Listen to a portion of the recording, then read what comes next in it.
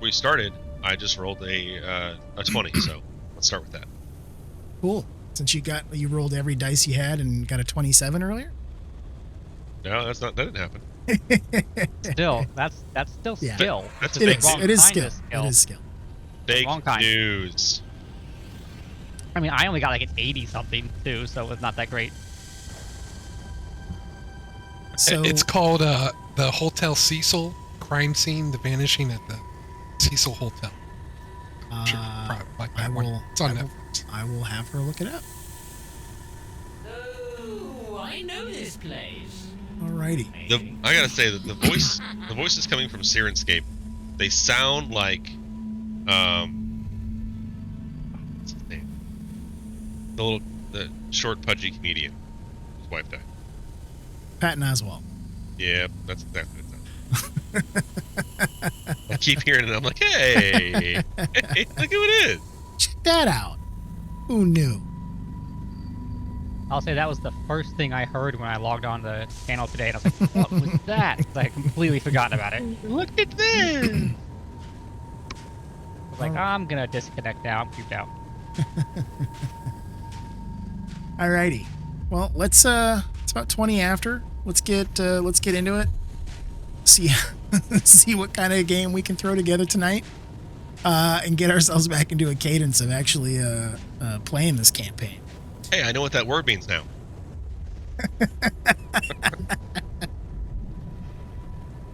So who can tell me what we did last time? I think We almost We died. played D&D. The last thing I recall is me almost dying and falling down a nest.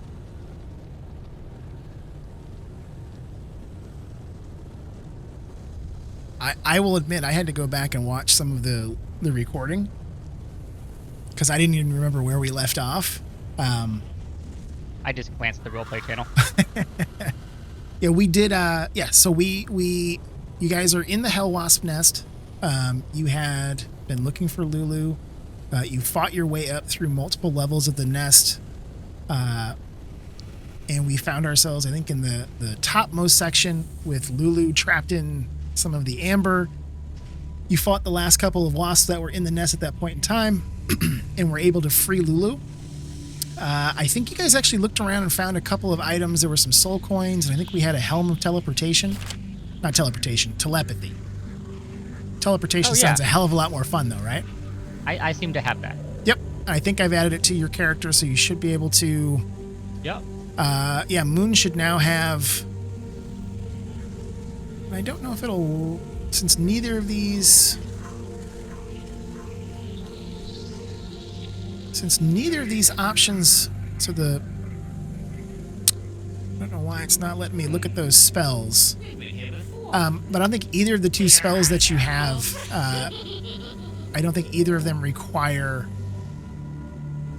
rolls or that kind of thing. I'd have to look up the two spells. For some reason, it's not letting me click on them inside of your character sheet. I can see that they're there under your spell book, but it's not letting me look at them. It says now because I don't have spells, but it shouldn't stop you from casting those because it's part of to have a save. There's no way suggestion doesn't have a save. Yeah, I'm trying to check this here.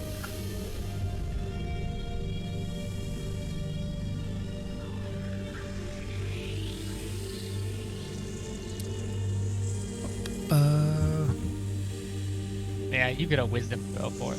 Wisdom save for it. Yeah, it looks like a DC 13 against the suggestion. And then the other one is like a detect thought spell where I think it's like within 30 feet. You can talk with somebody, or you could try to detect thoughts with another DC 13 if it's a non-friendly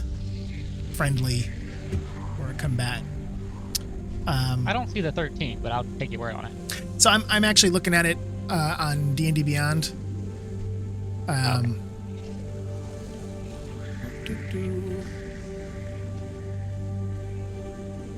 Because it doesn't, for some reason, it's not letting me open it up and look at it inside of your character sheet, even though it imported it. I don't know if it'll let you guys see this. I'll post it in Discord. Maybe it'll let you, maybe you can click on that and see it on D&D Beyond as well. But it looks like it.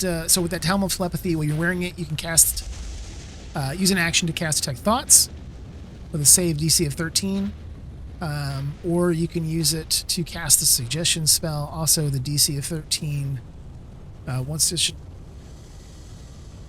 property can't be used again until the next dawn. And if I remember correctly, it has a certain number of uses per day, which I want to say is going to be 1 of 1 on the suggestion. And then detect thoughts, I think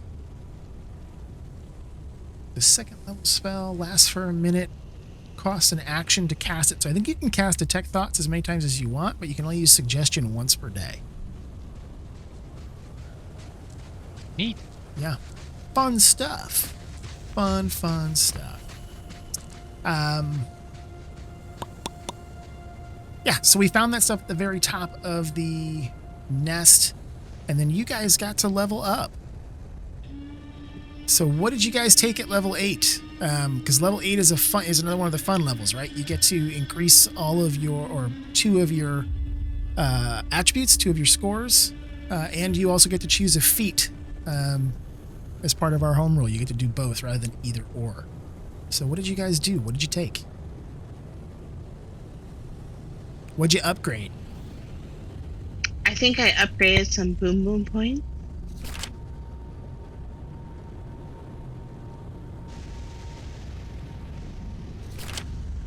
I think I pumped everything into Dex. My Dex is now like a 20. And now I can re-roll damage when I stab things. I don't like it.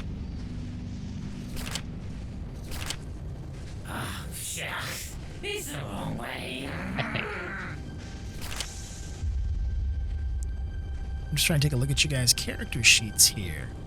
I took a sentinel, so whenever someone tries to attack someone near me or run past me, I get a free attack. Nice.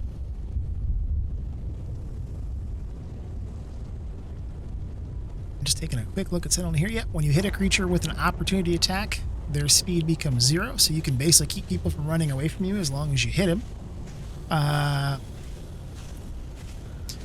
People can't use disengage from you anymore, so even if they use disengage, they'll still get an opportunity attack. And any creature within 5 feet that makes an attack against a target other than you, you can use a reaction to make a melee weapon attack against them.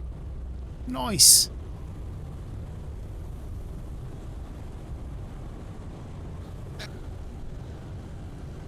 Very cool.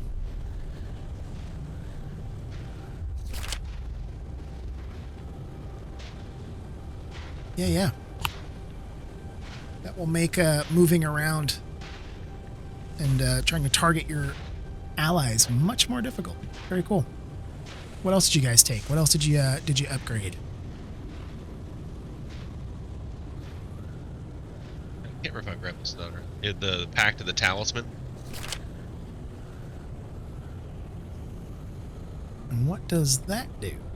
A talisman that can aid the wearer when is great. When the wearer fails an ability check, they can add a D4 to the roll, potentially turning the roll into a success. Nice. What's that? Three uses per long rest. Very nice.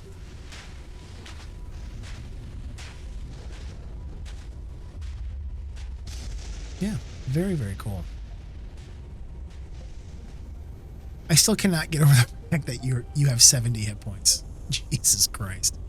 Do I have 70? Yeah. Wait, don't I have like but I also have like don't I have like any temp points or anything? No. You took toughness, didn't you, or something like that? Give you more? Yeah, a while ago. Yeah, I think one of the first feats that you took was something that was HP related. Yeah.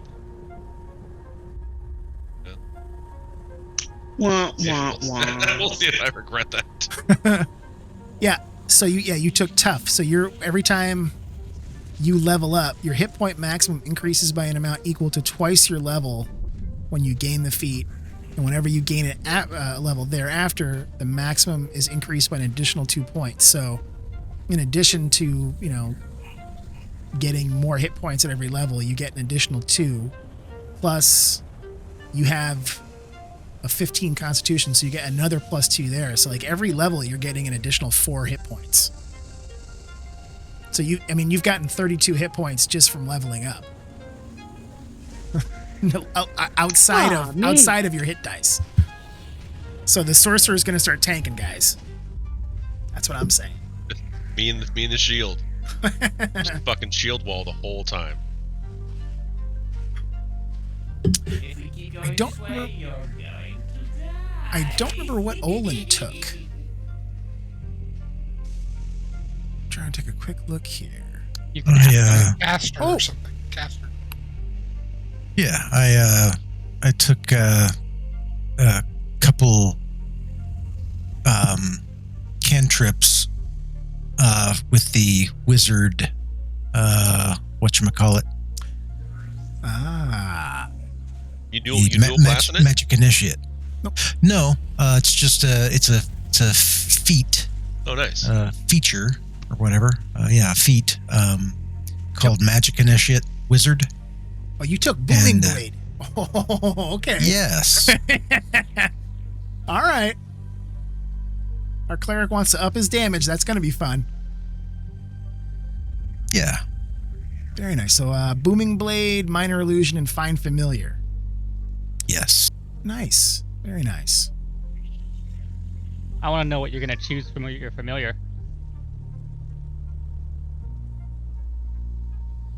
Well, we'll have to wait and see.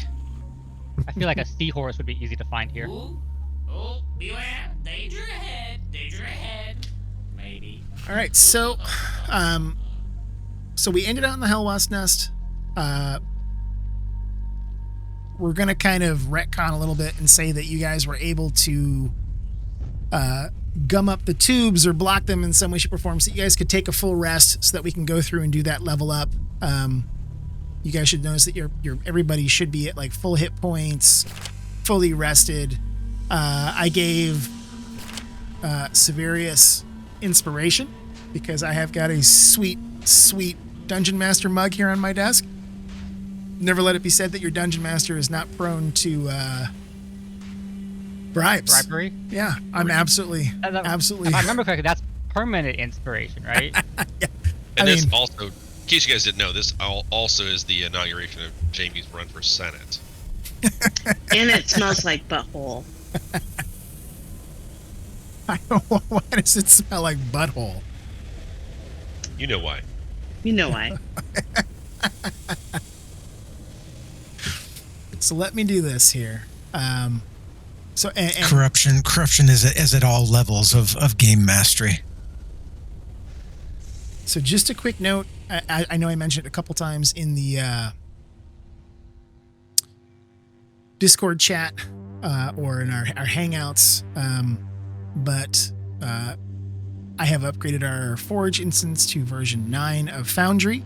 And with that, a bunch of the mods and stuff broke and freaked out. So not everything is loaded up. There are certain things that are not going to work the way they normally do, but I think combat itself is okay. I tested it a couple of times over the last few days as I was trying to get things working. Where things might get weird is that version 9's got a completely brand new lighting system. And I have been using some modules that the now base system covers. A couple other things that you guys may want to take note of, not that you have to modify anything, but if you go into the configuration, the game settings in the upper right-hand corner, you're now going to have a section called Configure Controls. There's now a whole built-in ability to modify core key bindings and core mouse controls. So something as simple as T for target is now built in rather than requiring a module. But I think you can go in and some things are locked because it's a core function. Other things like key bindings, you can probably modify some of them or add additional key bindings if you wanted to. So if there are things that you do a lot with your character, like if you wanted to map the letter C for your character sheet, you could do that. That's already done. It's part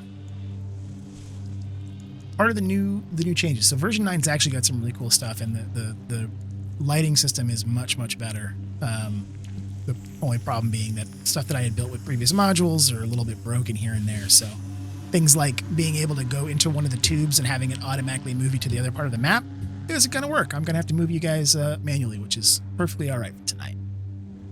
So you guys are still here in that top section. You had searched through the corpses and found some soul coins and that helm of telepathy that Moon has taken some time now to attune himself to as you guys rested here to level up. Lulu has been broken free. She is here with you. She has spent the evening in quiet repose, not very happy with herself because of the of being kidnapped, being taken hostage or captive by the hellwasps, and also kind of the failure at Harriman's Hill, not being able to find any clues or further information about where the Bleeding Citadel and the Sword of Zariel are hidden. So she's just kind of been keeping to herself a little bit, and that's where we find ourselves.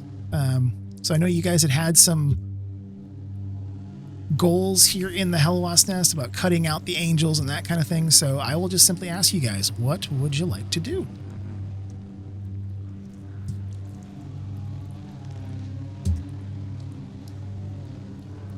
Now that I'm looking at this map, I remember were we still gonna cut the angels down, right? We had been. We did a couple of them, and it kind of rocked the whole place. And I think we decided to not do that until we were done. Maybe. Sure. Yeah, I don't know. So I still vote we cut the angels down, and then this place is probably gonna fall, but that'll be fun. Okay. I confirm. Cool. So hold on, and I start cutting this angel down. Okay. Wait, didn't they explode? Hang on. They were exploding, weren't they? There They were had worms in egg them. pods. I don't know. I heard a big boom thing. That's right. They burst open with like larvae or something like that. So I Yeah. looked for that first. Then I cut it down. All right, so let's you can do an investigation or a perception check as you look around.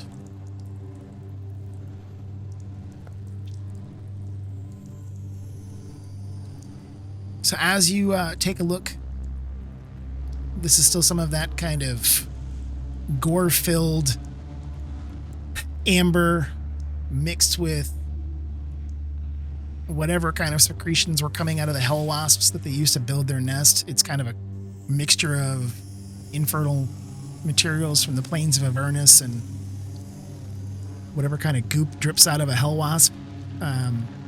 You can see the angel encased in the corpse of the angel encased in it in the wall in front of you, but you don't see anything else.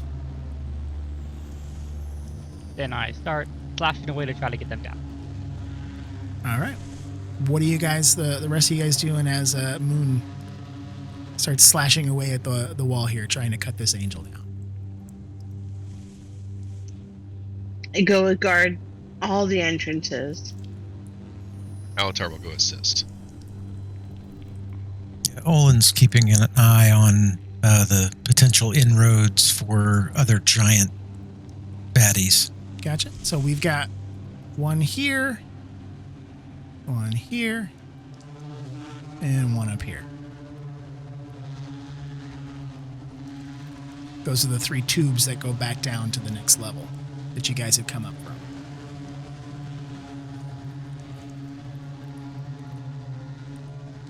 All right. So while you're doing that, Moon and Alatar are able to cut this angel out. As you remove it from the wall, you can feel the nest itself shakes and rattles in place. It kind of like when an elevator drops out from underneath your feet, you can feel it in the pit of your stomach a little bit that the nest has descended rapidly and then kind of bobs along a little bit very, very faintly, you can hear the rattling of those heavy infernal chains that were holding the nest to the ground. What else would you like to do? I vote for carrying the body down to the next level and freeing those ones also. Preparing for people to, or creatures to retaliate because we shook so much. Coming up the pipes or tubes. Hopefully we killed them all, but we'll see. So as you guys want to go down, which tube do you want to take? North, west, or east?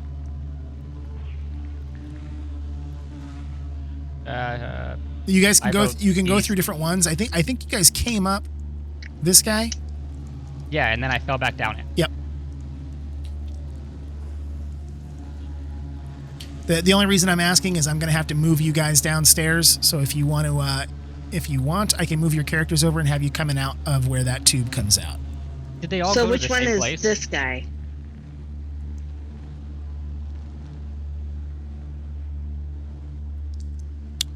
So yep. So Which one is? so that's just another one of the ones that goes down. So the level that you guys were on previously had 3 tubes that go up. The weird thing is the tubes kind of circle around the outside and through the walls, so they don't necessarily correlate directly as you go up and down because they twist and combine a little bit. But the one that you all had come up before was this one over here in the corner. The others you haven't checked, so if they go up or down, you don't necessarily know. Oh, I thought we were at the top. So is this a labyrinth all over again? I checked the other 2 tubes. They go up or down. I picked north. So as you look at the moon, you see that both of these tubes are kind of capped above your head. They both lead down into the nest. I'm gonna wager they all go to the same place, but I don't know what you guys think.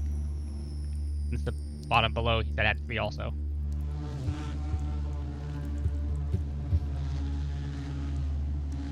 I vote for this one. North it is. All right, who's gonna go down first? I can sneak down just to be safe and hope that goes way better than last time. There you go. Okay. Do you want to? Yep. Yeah, he absolutely does. Okay. So the It 26 went on better than last stealth. time. It certainly did. So I'm actually going to have to move you directly, just because. It's broke. Yep. So I'll put you there. So that's where you would come out. All right, I'm gonna move a little bit just to be safe. Yep. Yep. And you recognize that that's the level that you guys had come through before. Yep. And So- I don't see anything, so I'm gonna shout up that it looks clear. The rest of you guys all want to go down that same tunnel? Yeah. All right. Hell yeah. I'm going to move. There's Olin. There's Audrey. There's Alatar. There's Severius. There's Lulu. So, just real... Snuffle chops. Snuffle Chops is outside in the in your infernal war machine. We didn't bring him in, I don't think. I don't think Snuffle Chops wanted anything to do with the inside of this infernal nest.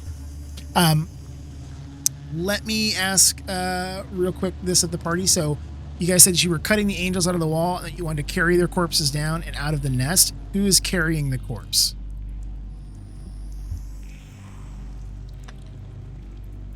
I will.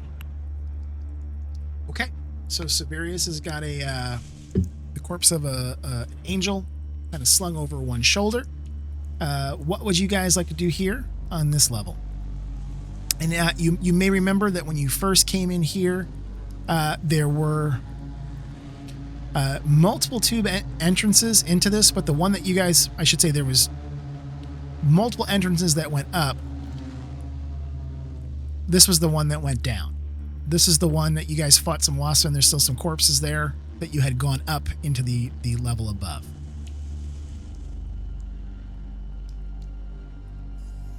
And I think that this is this was the other angel you guys cut out, or had been cutting out.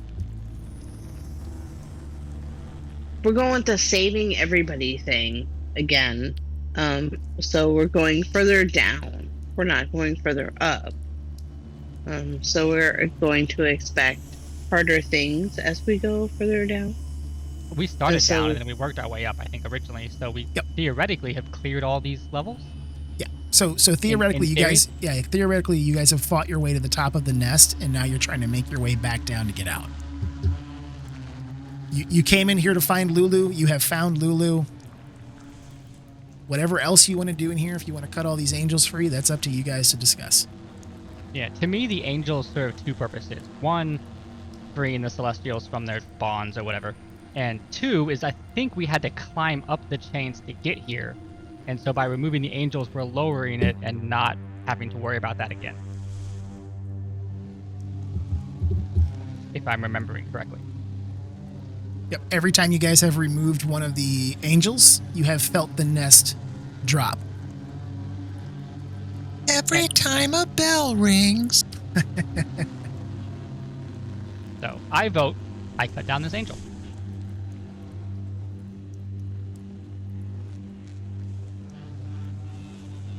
I just do that. All right, so you're gonna cut this one down? That's my plan. Okay.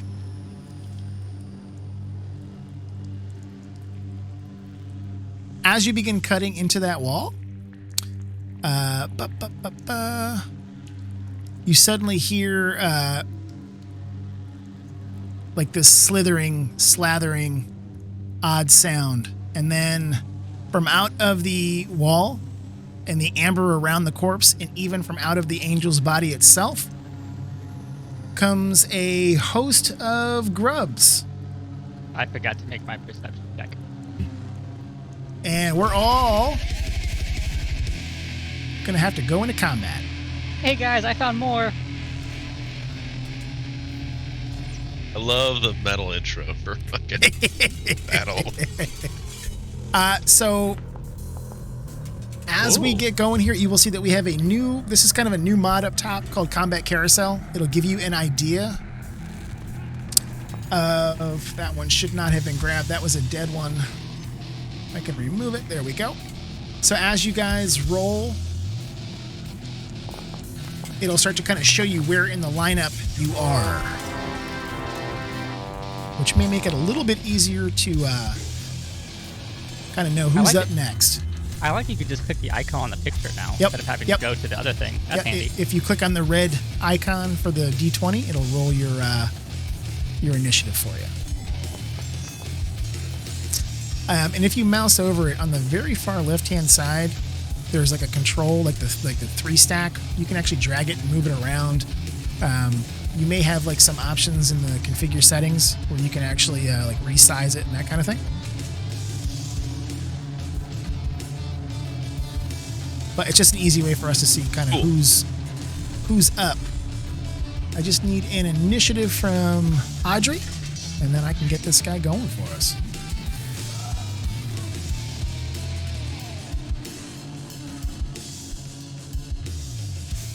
Let's kill some shit.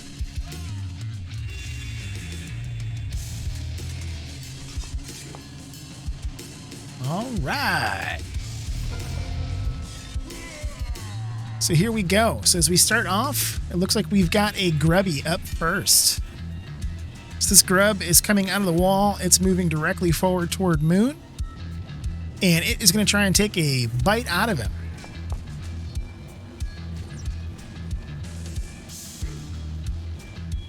Yeah, sure, why not? Take half of that damage using your uncanny dodge. I'm off to a great start this week.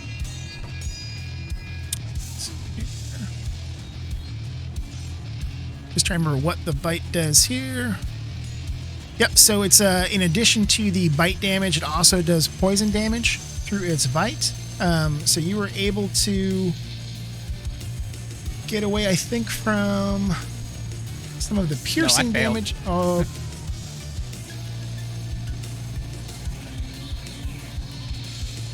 With that uncanny dodge, though, it should still have it, which I think it didn't because of how it did the saving throw afterwards. So Yeah, it did. subtracted the full 12. I'm going to go ahead and add 6 back to you, just to make sure that we count that reaction there for you. Yes, please. For little larvae, these things hurt. That did not add the 6 back. Hang on a second here. Oh, now it just did it twice. There we go. Mine looks good. Nope, I think we're good. So they get to do a single attack, so it reaches out and bites into you. You can feel its strange kind of crushing jaws in this wiggling little grub, and as it bites you, you can feel some of its poison sinking into you. Nowhere near as dangerous as the full-sized hellwasps, but still extremely unpleasant. That's going to bring us to our next guy, who is going to move forward.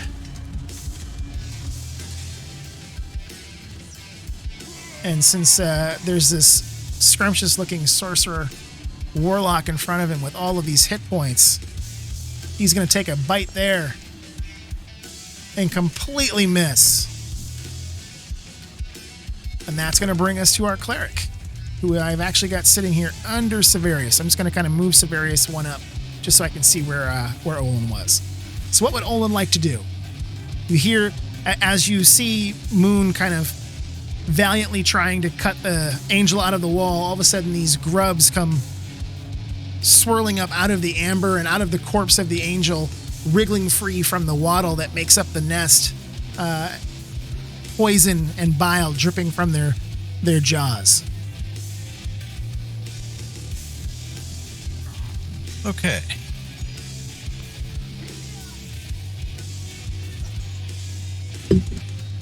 One is going to step up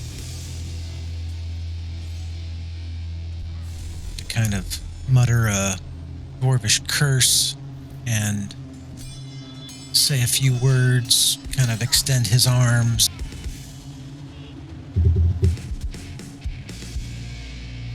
And he is going to cast Spirit Guardians. I had a feeling. So this, as it has every other time, place your template. It's going to target everybody around you. I'll fix it in terms of damage afterwards. Okay, But I'm trying to place it, but it's no worky. It's not letting you put it right on top of your character. No. I've got it. It's on my cursor. I can see. Yeah, and I see it's trying to target everybody, but it's not letting you actually click down and place it. Nope. Do you mind if I place it for you? Not at all. All right. Let me do this. So I'm going to cast it, but not consume the spell slot. And this casts directly on top of you, so that's where I'm going to place it. Don't target us. It's going to, but I'm going to fix it afterwards. That, unfortunately, is there's no way for it to differentiate in Foundry Okay. between friend and foe. Do you want us to bother with the saving throw or just exit out? Just exit out of any saving throws or reactions that pop up for you guys. I'm just going to reverse any and all damage that it does to the 5 of you. But it looks like it tore into the hellwasp grubs.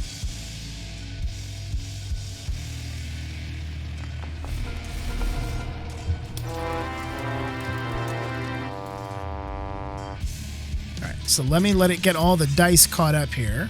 I'm going to remove that. Just kill all of them. Yeah, he went through them like a fucking knife through hot butter, a hot knife through butter.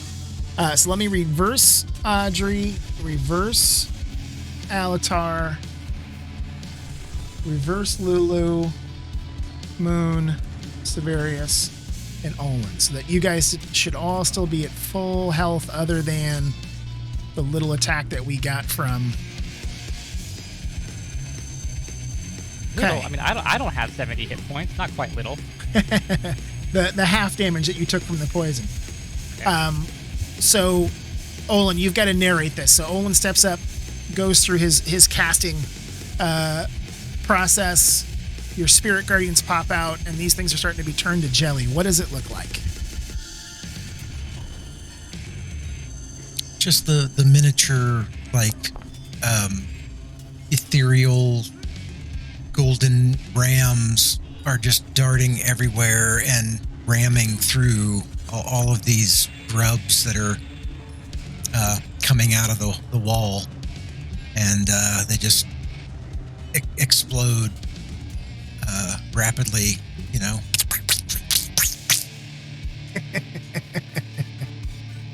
Excellent. So we have seen all but like a tiny orgy.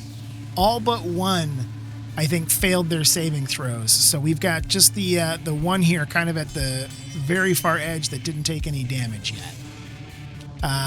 Anything else for Olin in this turn? That'll be all. All right. That's going to jump us up here to Alatar.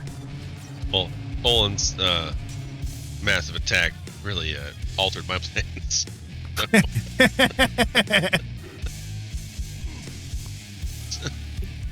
Go a little different here.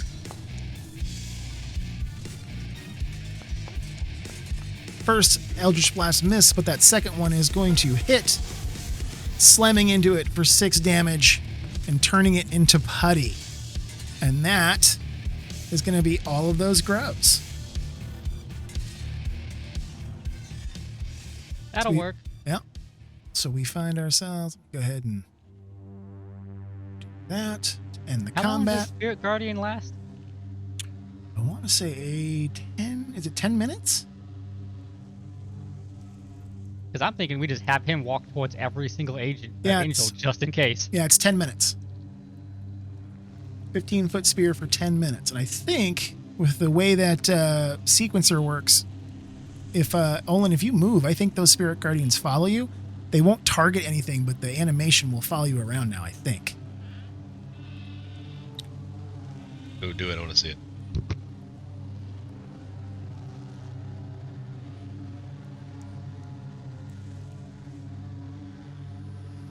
You got no sparkles, man.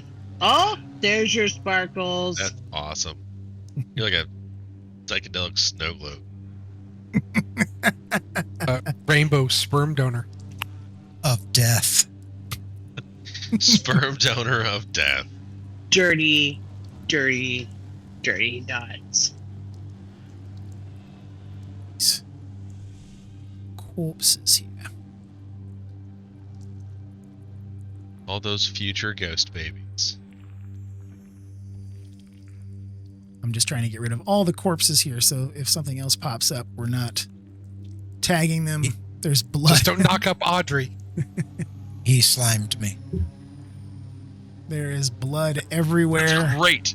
Get a sample. I can mass produce, man.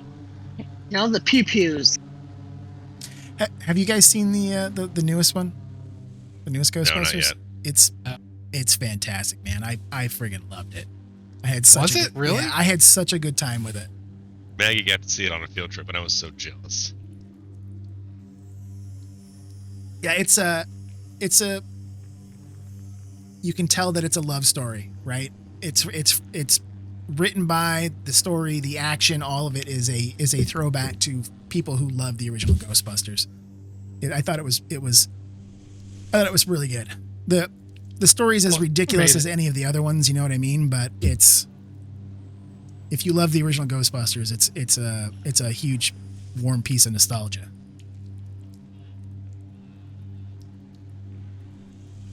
Alrighty. So, we've killed the grubs.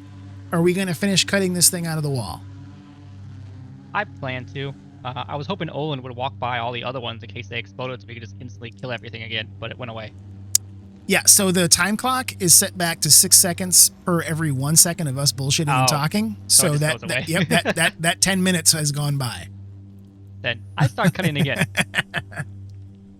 Yeah, Yeah. I think we should try to not be so savior and try to be functional. Again, it's got that dual purpose of not having to worry about climbing down the chain again. Kind of functional. Sort of. I will let you guys discuss it. Who, you know, if you want to cut these things out, if you want to just try to get out and get down the chains and back to your infernal war machine, it's up to you what you want to do. I discuss while cutting.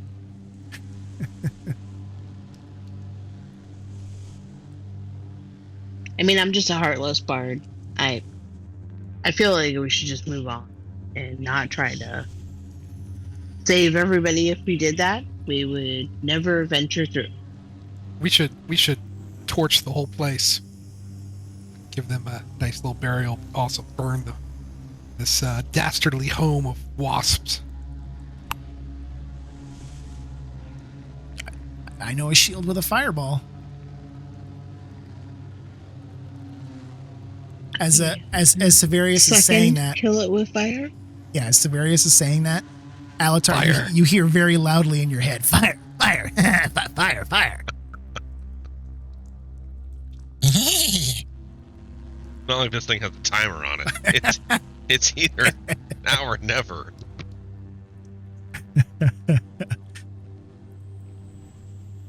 Corey, are you getting like any weird lag or anything, man? I'm seeing like your ping times keep jumping way high. If the game gets weird, let me know. Okay, will do. 5,000 range. That was Digger last time. For some reason, like, and the crazy thing is he and Nikki are sitting right next to each other, but Digger's was skyrocketing and Nikki's was fine. Huh. Wow, With all the mine's shit that she's really looking low. on the internet. Surprising. That horn. All right, what are we doing, ladies and gentlemen? Brown cow. Well, I still finished cutting this one down. Yeah, it's not that I don't think that giving them rest, respect, you know, all that is worthwhile, but I don't know how much closer this is getting us to our objective. I guess I see the merit in just burning everything because, I mean, it's not like we could bury them here. That would take way too long, so... Honoring by fire was my original thought, just not for the nest, but that makes sense. I was thinking we burn them when we get out of here anyway, because I wouldn't want to be buried in this ground. That too, yes. All right, which way is down? So there's multiple tubes that take you back down. I can move you guys en masse. Do we want to just get back outside, or we are? Tell me what you guys want to do. Do you want to move down level by level? Do you just want to get back outside and try to burn this thing? Do you want to try and cut the remaining corpses out? What's the plan? I mean, if we're gonna burn the whole thing, it's still going to accomplish the same thing as cutting them down, minus the lowering the nest. So, I know we've cut down like 3 or 4 of these at the point, so the nest might be low enough as it is to not have to worry about too much of that climbing the chain. So I'm good with just going down. Burn it is. All right, so rather than take you guys level by level as we kind of work our way out, I'm simply going to take you back outside of the nest to make it a little bit easier for ourselves. And I'm going to go ahead and activate, pull you guys here.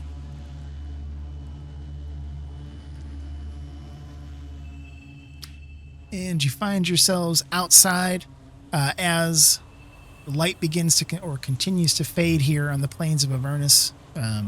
We don't really have a sun cycle, but there is still a light and dark cycle each day.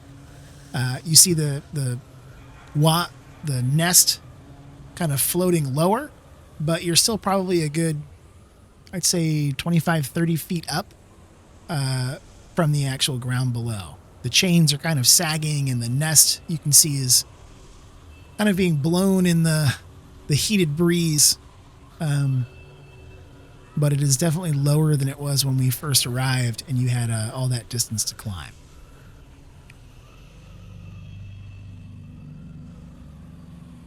Down we go. I feel like we scaled the nest, but we didn't actually get what we came here to retrieve. Oh, we got Lulu. Wasn't that why we were here? That was the main reason. So Lulu had gotten kidnapped and you guys hauled ass after in your infernal war machine to chase her here and try and rescue her. She is still being kind of quiet as she's trying to figure out. Let's put her out here as well. As she's trying to figure out, what the next step or kind of where she thinks she can help you guys next in this plan of trying to find the Bleeding Citadel and the Sword of Zariel. So if we're going to climb down these chains, rather than doing individual, I think we'll do a group skill check just to kind of see if we can get down. So let's do, I'm going to set a DC of 12. And as long as 3 out of 5 of you roll higher than a 12 on your athletics, we'll say it's everybody passes. So everybody, Can I argue for acrobatics? Like I do it like a gymnast. So if it was tight walking or tightrope walking, that kind of thing, I would say absolutely. But the just definition for athletics is pretty clear. It's really the only strength one. And it's for running, jumping, and climbing. I'm just gonna not. I'm gonna wait and hope to God that everybody else passes. So that's we've got one pass. What's 1 of 5? So everybody need everybody to roll an athletics skill check for me. So Alatar passed. Severius passes. Let's see. We've got 1, 2. There's 3 right there. Olin kills it with a 20, a 15, and a 19 from our first 3 rollers. So as a group, you guys have all passed. So you were able to move down the chains to the ground.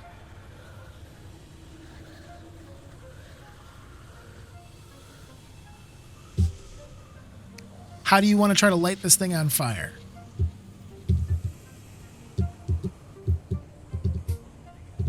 I figure I'll give into I'll let the shield do the work.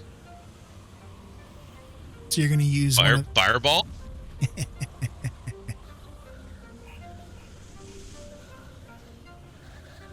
So let's see. Curiosity question: are there actually, like I see on the picture, there's multiple nests? Are those actually around in our area? Yeah, those are floating off in the distance. So if we light this thing up, all we're gonna do is set up a giant smoke signal. It'll be a giant flaming ball of fire in the sky. Yeah, floating. Well, hopefully, wasps here Light and drive away. smoke as much as normal wasps do. Yeah. We'll just drive fast. I love that you're in hell and still filled with hope. All right. We're not gonna find any here, so we gotta bring our own. So The team I don't appreciate. it sounds like Dig is going to have a little conversation here with his shield. What is that conversation? How does that conversation go, Dig? What are you asking the shield to do? I just communicate with my celestial friend. Got a bit of a dark side. That if he wants to have some fun, he can go ahead and spit a big old fireball at this big old paper mache nest in the sky and let off a little tension.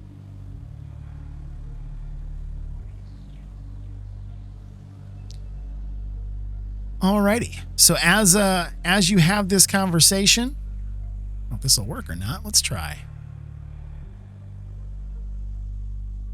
Oh, there we go.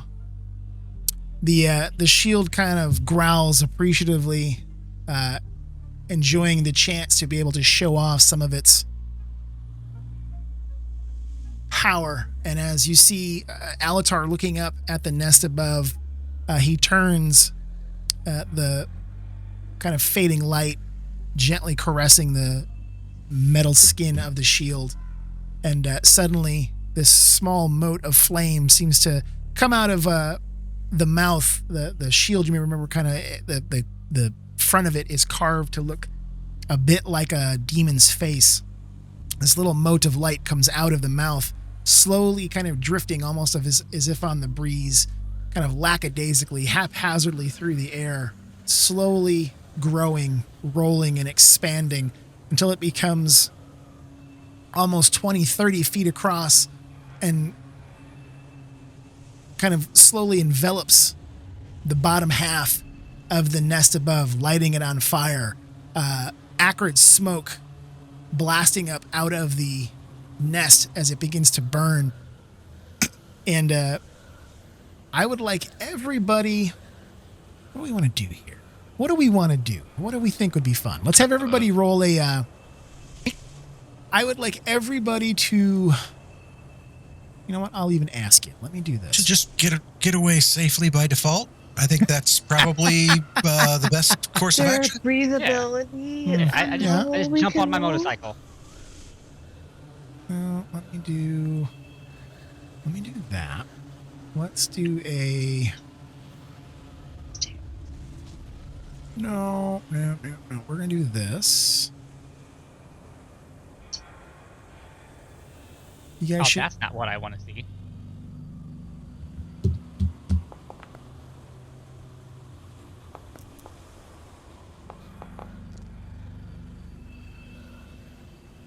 Bull's just 15, destroying 16, the shit 20. tonight. Yeah. Well, you remember last time we played, RNGesus was not being nice to Corey. So it's his due. He needs it. That was not his last game. I was listening through on that, and Corey had some shitty dice rolls. There we go, man. You guys are rocking it tonight.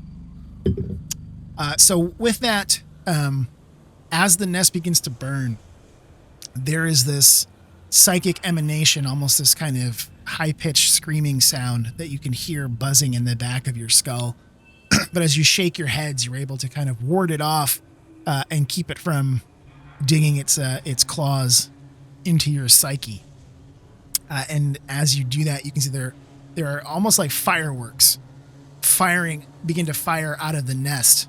And you realize that these are the corpses of those fallen angels as their bodies are consumed and their spirits are released. And it's just like one after another comes flying out of the nest in all different directions. Let me see here. 15, 11. Okay, so Olin, Audrey, and Moon.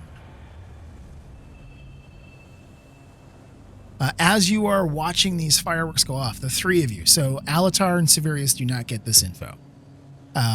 As you're watching this, to the north, you hear this frenzied buzzing, angry buzzing sound that is growing steadily louder. It's just at the very edge of your hearing, but all of your passive perceptions are high enough to hear this. So you can hear that there is some kind of buzzing, angry buzzing coming your way. Oh, we pissed off the other nest. Time to go.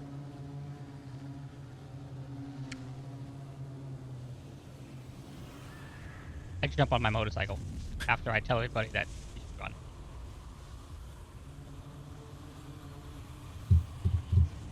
What is everybody else doing? Jump in the death machine. Yep. Yeah, we're in the death machine, right? So Olin just says, Olin just says, roll them up. Let's write it on, I guess.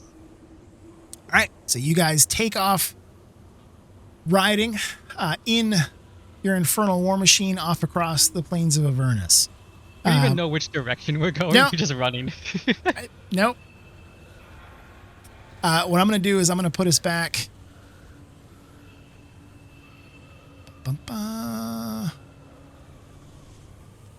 Actually, let me do this one. Put us here. I'll put us on the map so you guys can kind of see where we are and where we've been. Everybody see the map? I see mouses moving around, so we're cool. Yeah. Okay. Yeah. So we were right here. This is where the Hellwasp Nest was. You can see that the party token is right there. Right? This is that crash demon grinder from when you guys fought Raga Draga. You had to leave it behind because you weren't able to get it turned back over. But I put it on the map in case you wanted to go back and try and scavenge for parts or see if you could grab it back later.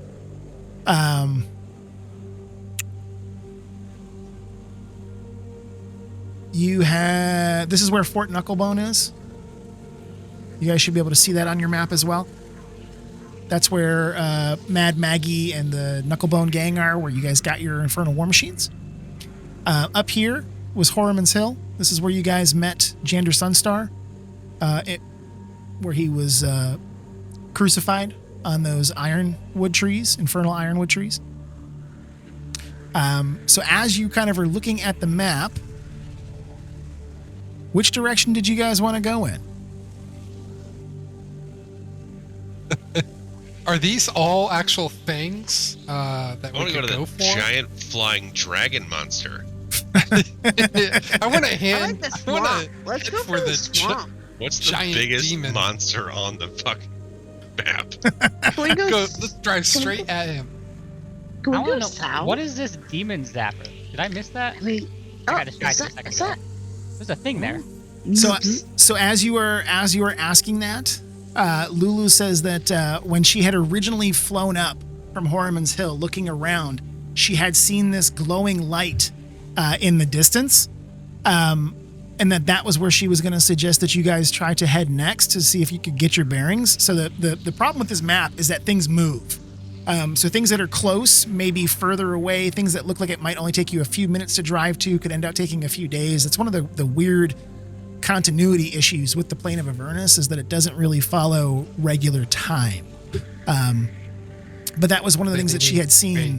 Yeah, she had seen that was there and was going to suggest maybe that would help you kind of get your bearings and see what you could see there, because it was this kind of beautiful glowing light kind of flashing in the distance, and when she saw it filled her with feelings of hope and safety, and she was going to suggest that be where you guys go next, but then she got kidnapped by the hellwasps.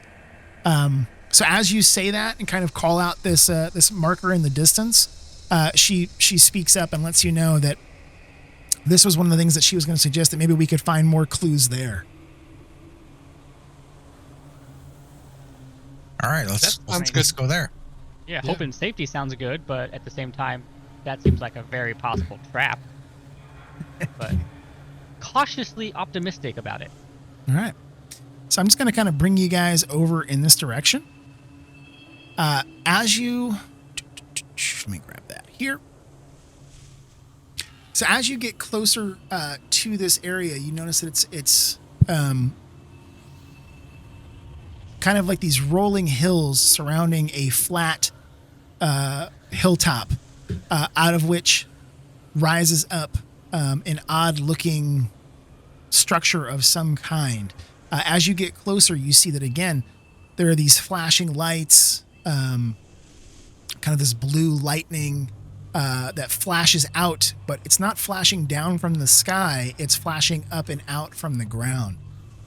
As you get closer, you see that there is radiant light cascading out of a rusted metal monument shaped like the upraised mandibles of a giant beetle. As you get closer, you see that the hilltop is kind of flat all around it. And there is a circle as you kind of pull up.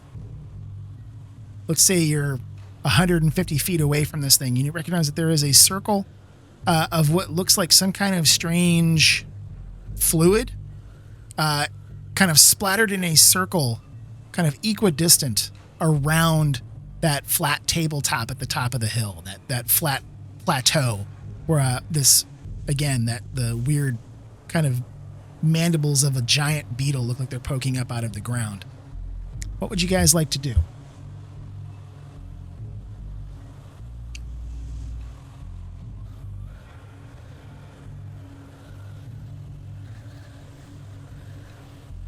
How far away were we? So let's say you're within about 150, 200 feet, but you guys kind of slowed as you came up toward the this kind of flattened area around the rolling hills, as you see these flashing radiant lights in the center.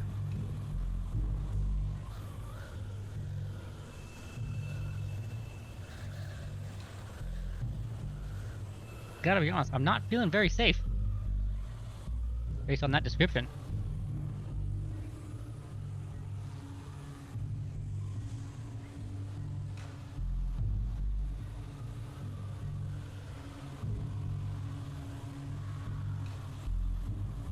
Well, as you are looking at it, Lulu pipes up and tells you that, and she turns kind of to Olin a little bit and says, "Can you feel it? the kind of the hope that comes with every flashing of those lights, of the lightning as it kind of radiates out. There's something radiant about that energy. It whatever it is, it's not something native to Avernus. It doesn't have the same feel as all of the other corrupted energies of this place. Yes, I feel it. Maybe we should head towards that. Should we do so with or without the machines? I'm thinking without would be much stealthier, but much slower. Also, parking the machines in the middle of nowhere, 150 feet away, could be bad. Does Olin get any kind of sense for, can he see anything to where he should not, roll up with the machines? So there's just that weird. So you guys are kind of like right at this edge of an odd. It's almost like there's like this weird splattered ring of liquid, some kind of unidentified liquid. You can't really see what it is from inside the war machines, but you can see that there is something splattered in a circle around this hill.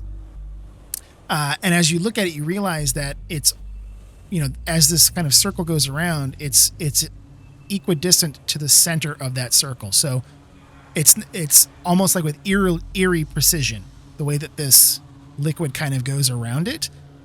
If you guys wanted to see what this kind of stuff was, you'd probably have to get out and inspect it more closely.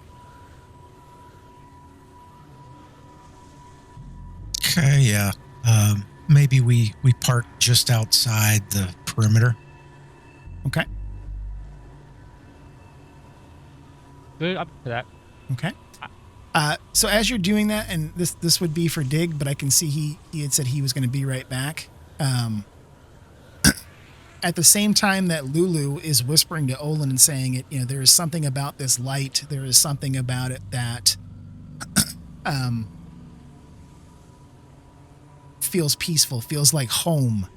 And remember, Lulu is a celestial. Holophants are celestial beings. The reason the hellwasps had grabbed her is because they saw that she was this, they sensed she was this little flying celestial, the same way that angels were flying. And that's why they kidnapped her to, bury her in one of their walls to help keep their nest afloat. So she's sensing something from it. And as she's doing that, at the same time, the Shield of the Hidden Lord is whispering to Alatar and saying, there is something unpleasant ahead. Something that is no friend to fiends. I can sense that many demons have died here.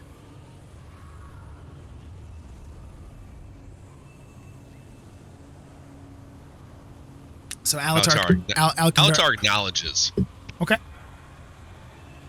All right. So acknowledges but doesn't share. So you guys, the rest of you don't know that the Hidden Lord has given him that info. So as you guys get out, let me do this here. You find yourselves again kind of at the edge of this this plateau ahead of you.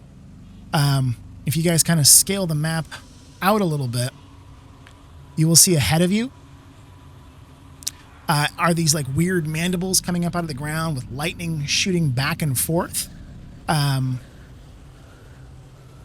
As you can you see the lightning in the middle there? Does everybody see that? Yeah. Yep. Cool. So as you're looking at it, you're seeing the light is cascading from this kind of beautiful bluish sphere that's floating in between the mandibles. And every so often the sphere turns from this kind of chromatic blue. It crystallizes and turns transparent, and you can see that there is something is inside this sphere, but then it goes solid again and more lightning shoots out of it.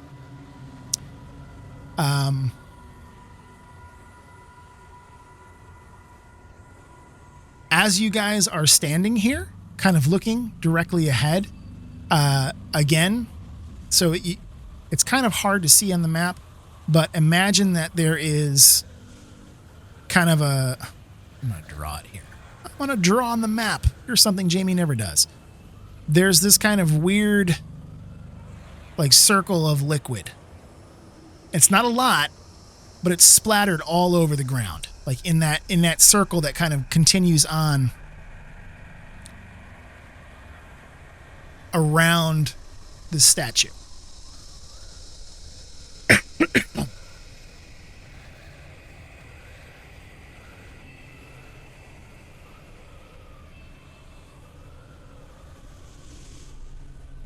And around the outside edge of this kind of flattened plateau, you can see that there is craters and burning rock, but directly ahead of you again is that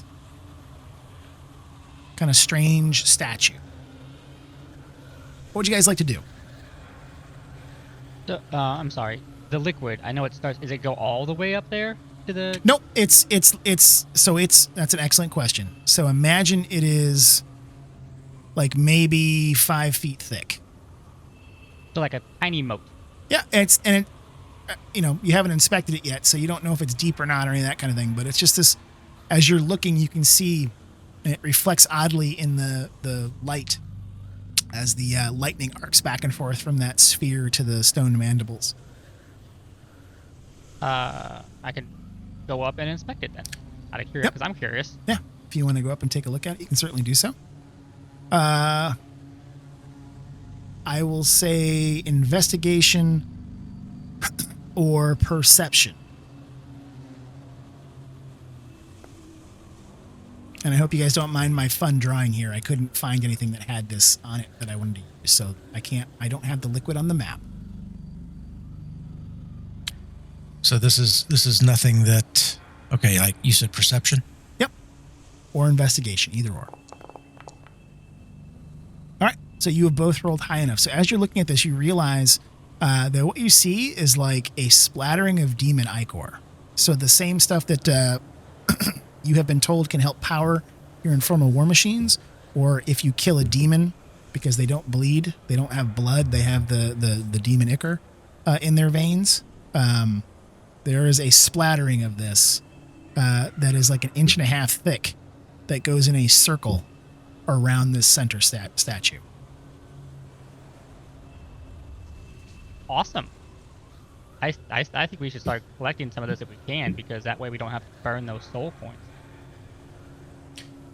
So if you want to try and scoop some of it up, you certainly can. It's kind of soaked into the dirt a little bit, and I know this is going back a number of sessions, so forgive me if I'm a little bit rough in remembering this, but the ichor was the stuff that you guys can use for like the nitro boost, and then Mad Maggie had given you a soul collector that you could, like a Ghostbuster, like you could collect, okay. when you kill a demon, you could collect their soul and impart that into a coin rather than so you could use demon souls to power the war machines rather than mortal souls. Oh. Okay. But you could certainly try to collect some of this and use it as nitro boost. I mean, I think that'll be useful. Does anybody have any flasks or anything you could try to capture some of this stuff in? Yes, but I may have to empty a couple. I know you've got a bunch of the, oil flasks in holy water at one point? Holy water, yep. Yeah. Oh yeah, I do have oil. How do I have oil? It's probably part of the original, Dungeoneer pack you had. Yeah, I dump those out. I don't need oil. Okay. I dump it away from the fire, though, just for the record.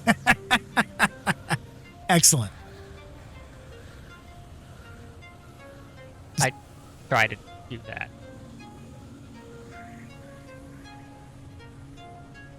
I'm going to put Lulu here at about 15 feet up. Also, I tell everybody what this is, since we haven't actually done that yet. Okay. So Moon lets everybody know that he and Olin, as they're investigating this kind of splattered liquid that's all over the ground, that it's demon ichor. Lulu comes floating over. She's about 10, 12 feet over your heads, and she's looking forward toward the sphere. And you see her eyes are just absolutely locked on it, and you hear her under her breath saying, "There's there's something in that sphere, something that I recognize.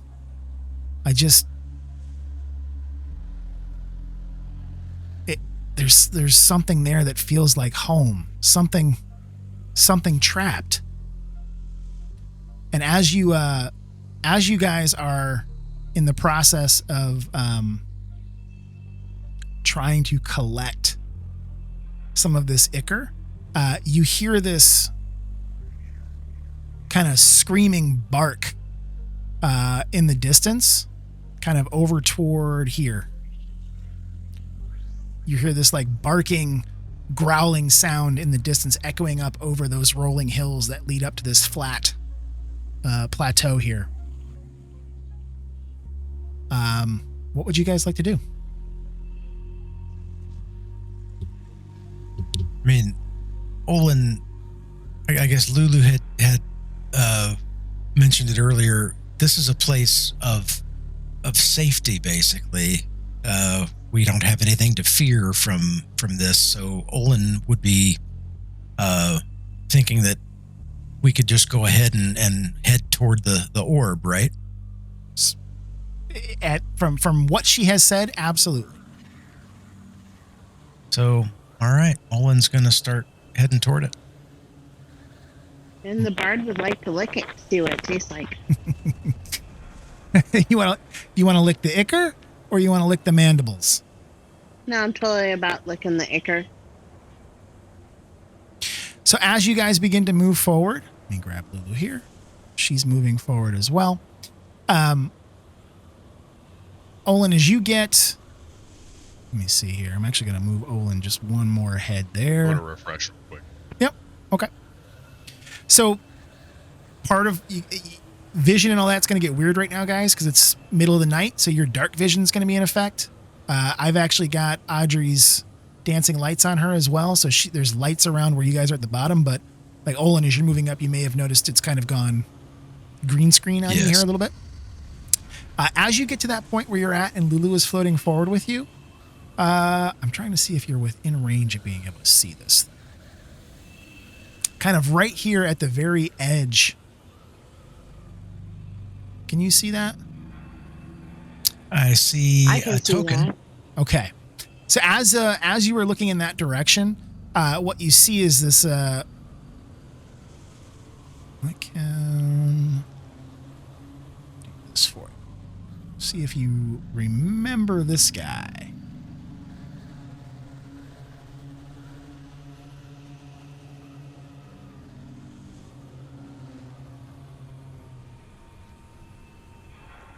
I can see that guy.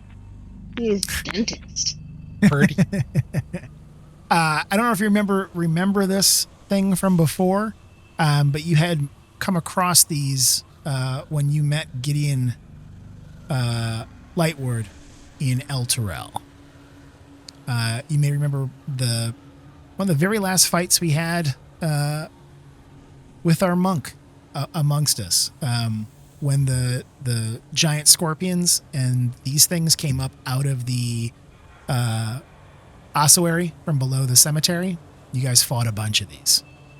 This is a dretch. This is a kind of a big dumb demon. They are big and strong, but not real smart. And as you were watching it, this thing kind of comes jumping up over the top of the hill, and you can see that it has like these slobbering fangs and spittle just dripping from its mouth as it pauses, sweat dripping off of its massive muscled figure, and it pauses as it kind of gets to the very edge of this liquid ring that leads in toward the sphere and the lightning. And as it is looking at the sphere, let me do this. It takes a step forward. Ooh, not what I wanted.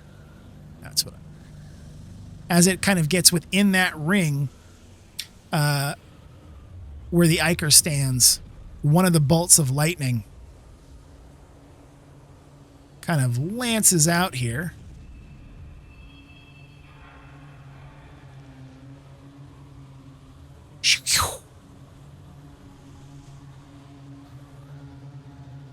from the That's a little tiny lightning. lances out from the center of that sphere toward this dretch as it comes up, and you see its skeleton lights up from the inside as this lightning is penetrating directly through the center of its chest and kind of out back through the other side. It slowly kind of turns translucent, and then all of a sudden it just explodes. Demon ichor spraying everywhere along that line, almost the ichor moat, as we called it, that goes around this section. And it falls. It basically, its bones, everything else disintegrates, and its blood just splatters all over the ground around it. Cool.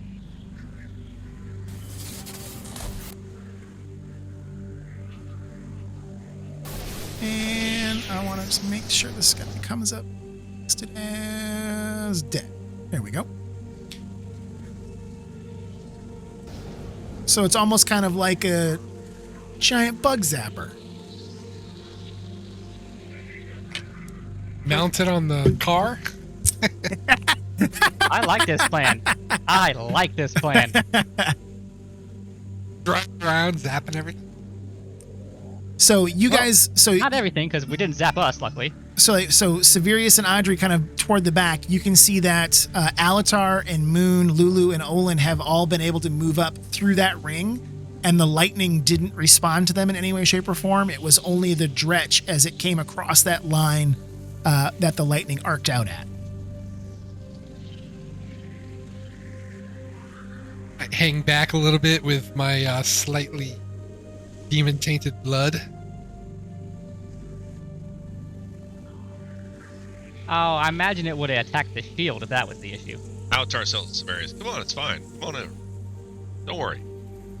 All Walk good. over. Come on. I'm going to move to the side, just to be safe.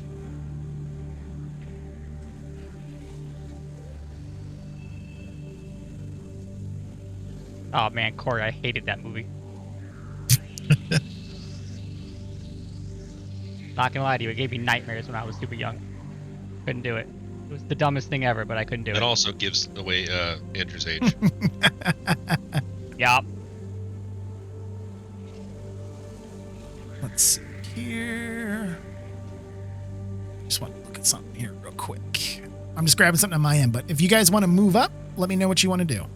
Yeah, I was just the sphere or whatever that is now at the edge of my vision. Can I make a perception check to try to figure out like what it is, or I need to go closer still?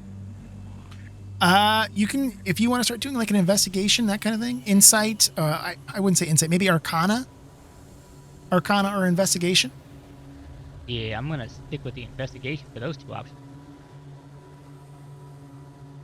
And what exactly are you trying to investigate? What are we trying to figure out here?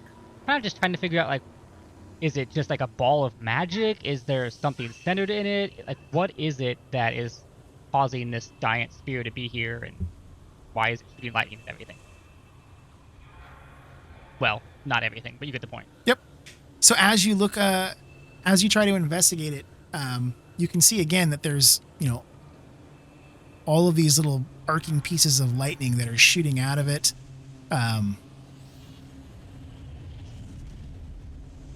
Kind of connecting into the stone. And you can see it looks like it's... You can't tell if it's necessarily from the distance. You can't tell if the stone of the mandibles of this giant beetle, if it's carved or if this is like a giant beetle that may have been turned into stone somehow. But this thing is gigantic, right? So it's kind of hard to see from this top-down view. But as you're looking at it, these stone mandibles raise up like 65 feet into the air.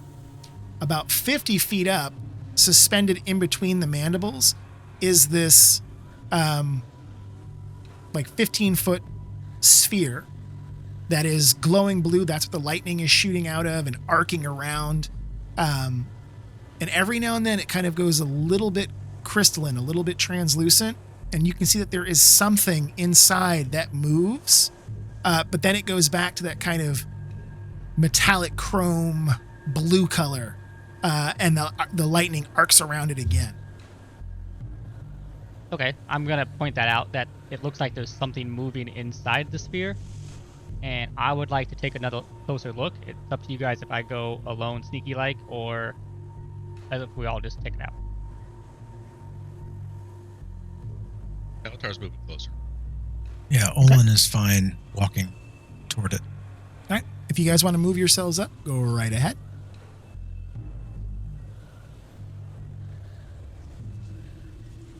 I stick my hand in if anything happens.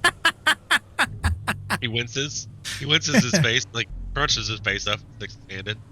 So as you stick your hand across the line, there is a little bit of a flutter in the lightning around the orb, but nothing lances out. You can feel like you know those I only remember because they used to have them at Spencer's Gifts, but like those electric spheres that you could touch and like it would make your hair stand on edge. The hair on your arm does a little bit of that and then lays back down flat, and the sensation passes. Yeah, I'll walk in, I guess. And you die. You're dead. You don't die from a Tesla coil. The demon did. No saving throw, just instant death.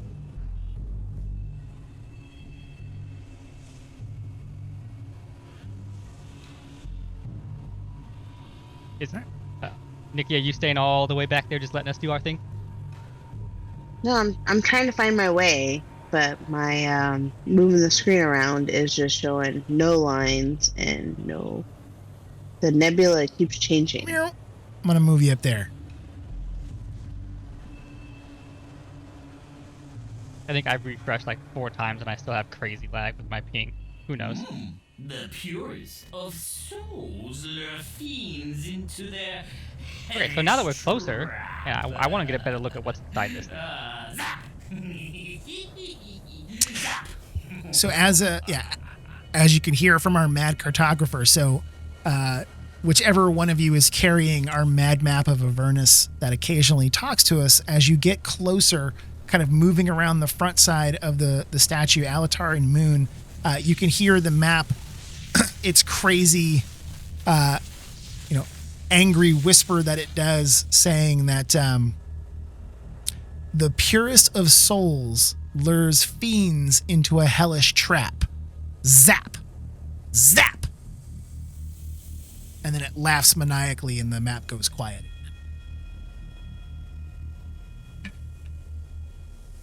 As you get to that point, Alatar, your shield says, "Turn my face away. I don't wish to look upon this light."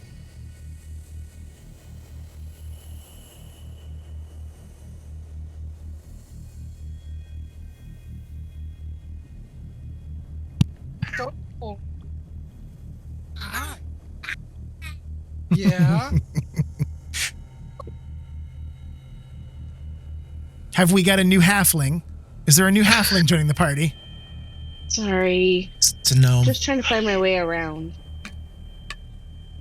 Okay, Yeah, so so- I want to peer into this sphere and find out what's moving inside. All right. So as you move up, so this thing is 50 feet above you. So it's I'm okay with that, and probably exceedingly bright. extremely bright. And again, as you are, I want to probably should have finished the drawing, so I will just kind of do this now. But you see this is kind of that ring of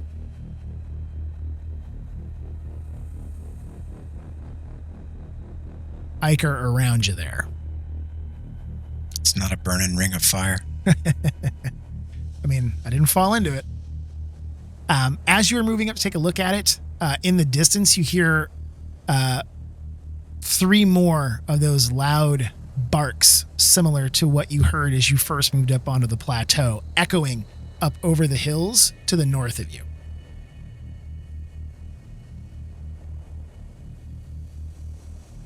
So, if you want to try and take a look into it, I would say perception.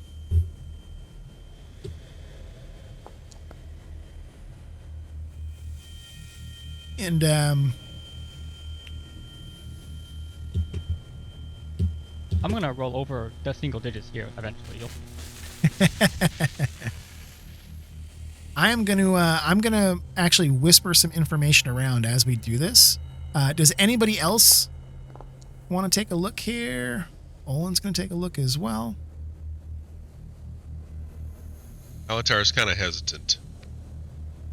Okay.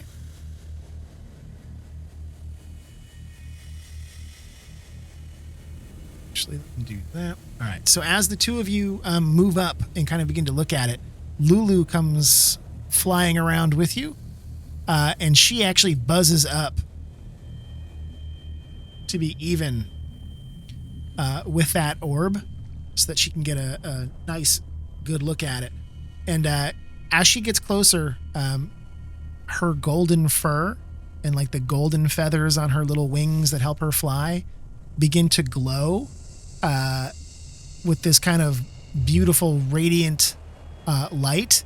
And you can see that some of the small wounds that she had taken from the hellwasps, small rents in her fur, patches where she was missing hair from when you pulled her out of the amber, all kind of begin to heal. Her hair growing back out. There's a luster in her fur. Her wings are looking shiny and oily the way that they should. And you can just see that there's this kind of profound sense of peace that settles over her as she floats in the air. She closes her eyes, and there is this kind of light hum coming out of her, kind of like some of the sounds that she makes when she uses her trumpet in battle. But there's nothing violent or aggressive about this sound that she's kind of low emitting at this point. And she's just kind of bobbing up there in the air, the arcs of lightning flashing out around her, but none of them striking out at her. Olin and Moon, as you look past her, you see that the sphere goes crystalline for just the briefest of seconds. And in that time, Moon, you get the idea that whatever is up there has more. It's not bipedal. It has multiple legs. And Olin, as you look through, you can kind of clearly get a picture that I'm going to whisper here to you in a second.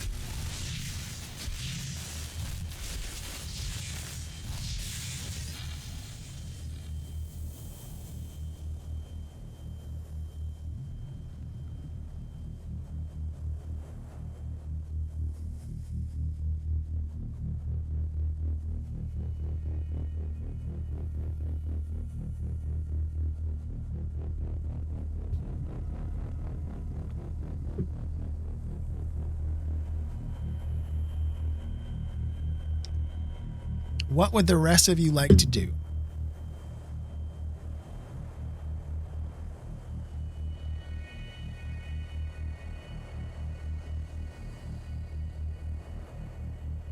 I guess Alatar's gonna look at it.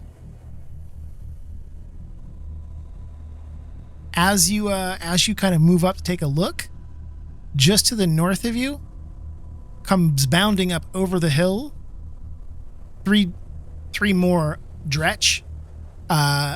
These are covered in some bleeding wounds as if they have seen recent battle, but you see them stop, sniffing at the wind, and as they pause here in the circle, there is just this rabid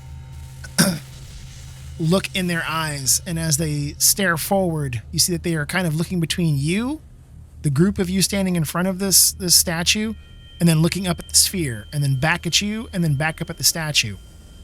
And then they emit this guttural growling sound that is just deep and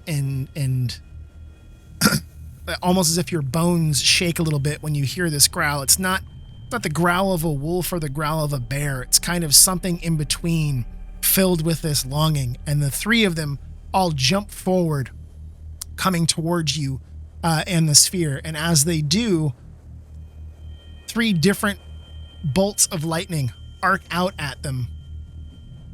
And the exact same thing that you saw before takes place again. Their bodies stiffen.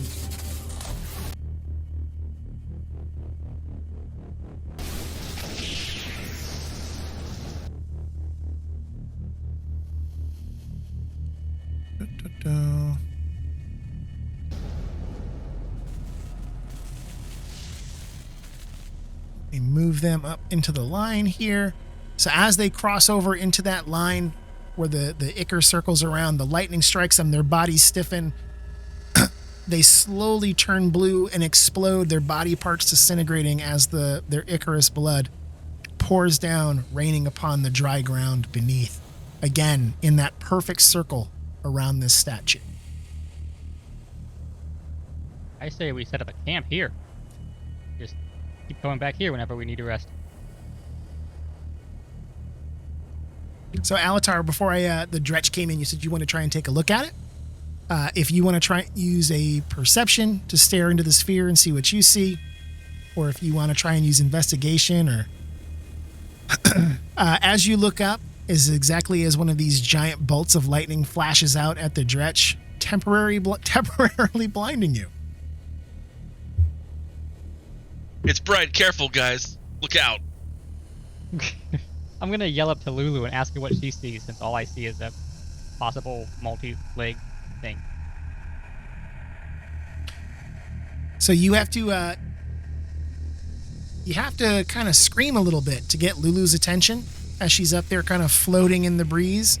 But she slowly opens her eyes and then drifts down to you and comes back down into the middle of the group. And you see that she is smiling, and her fur and her tusks and her feathers all look pristine. And she smiles and turns and looks at Olin and says, "Did you see it too? She tried to reveal herself to you. Did you see it?" Yes, I did. Moon's just looking back and forth between the two. The what? Lulu turns back and she says, "One of my oldest friends is trapped in that sphere. That is Mooncolor, the unicorn. Someone has trapped her here and is siphoning her magic to help kill demons. We should free her if we can. She would be a boon companion to us."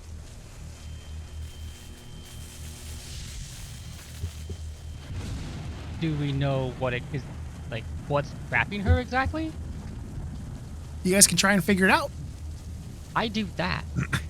Can we find out if she's a pain in the ass first?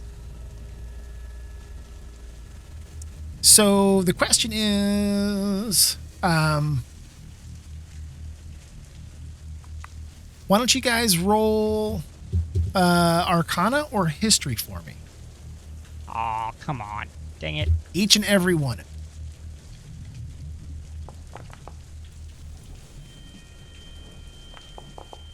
It's a very low difficulty check on this one.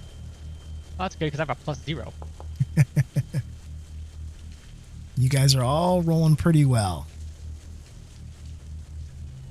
We're good. So 8 was my base here on this one. I wanted to make this as easy as possible. And it looks like everybody is passing. So what you guys know, so unicorns are very, very well known. So even though technically they're listed as monsters, unicorns are considered large celestial beings, and they are all, without fault, lawful good. These are creatures that try to maintain hope and peace and light and love. They are the embodiment of goodness. This particular unicorn, moon color,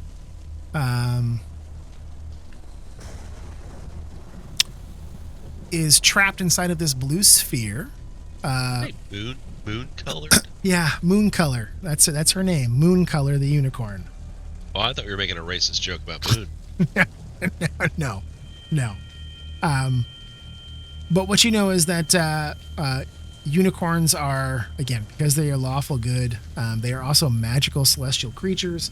They have all different types of abilities, and they are incredibly strong and innately magical. They have all kinds of magical resistance, and their hooves, their horn, all of that are magical weapons. But they also have incredible healing powers, teleportation powers, all kinds of legendary actions. These are incredibly powerful, lawful good celestial beings. So whatever has trapped this thing here has done so because just siphoning off the smallest part of its magic, it has created an easy means of drawing demons to this point.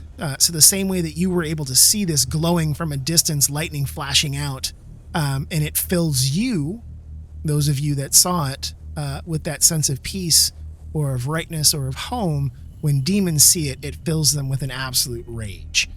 So they are drawn to it to destroy it. And as you can see from that circle of demon ichor, there has not been anything powerful enough yet to get past the protective wards that the unicorn has applied. So that's what you know about unicorns. And it's inside the middle. Yep. So thing? 50 feet up above you, there is this like 15-foot glowing blue sphere, and every now and then it goes crystalline clear, and you can see, as now that knowing what it is, having Lulu tell you what it is, as you look, you can every now and then see either like the silhouette or a part of its mane or a part of the face with the horn, or kind of like the hairy hooves that the unicorn has. You get glimpses of that when it goes crystalline before it goes back to that solid blue again. Where are the legs? Where's the base of the structure? So Is it underneath here? No, that's a great idea. That's a great question. So what we see here, kind of as you're looking at it, you can see like this shadow here behind it. So this, kind of drawing it again. This here is the base, and then it's got these arms that are like 50 feet up, the mandible parts, and then the sphere here in the middle. So like you, that's what I missed. I didn't realize it was 50 feet up. Yep. It's like eye level. No, it is far up above you. Well, should we try? Should we just do a little demolition? What if we put a little muscle into the base of the structure and brought it down? Would we free the unicorn? You could certainly try. I think you gotta destroy the structure itself and make the impact. Alatar wants to know what happens when he gets closer to it. Your shield explodes.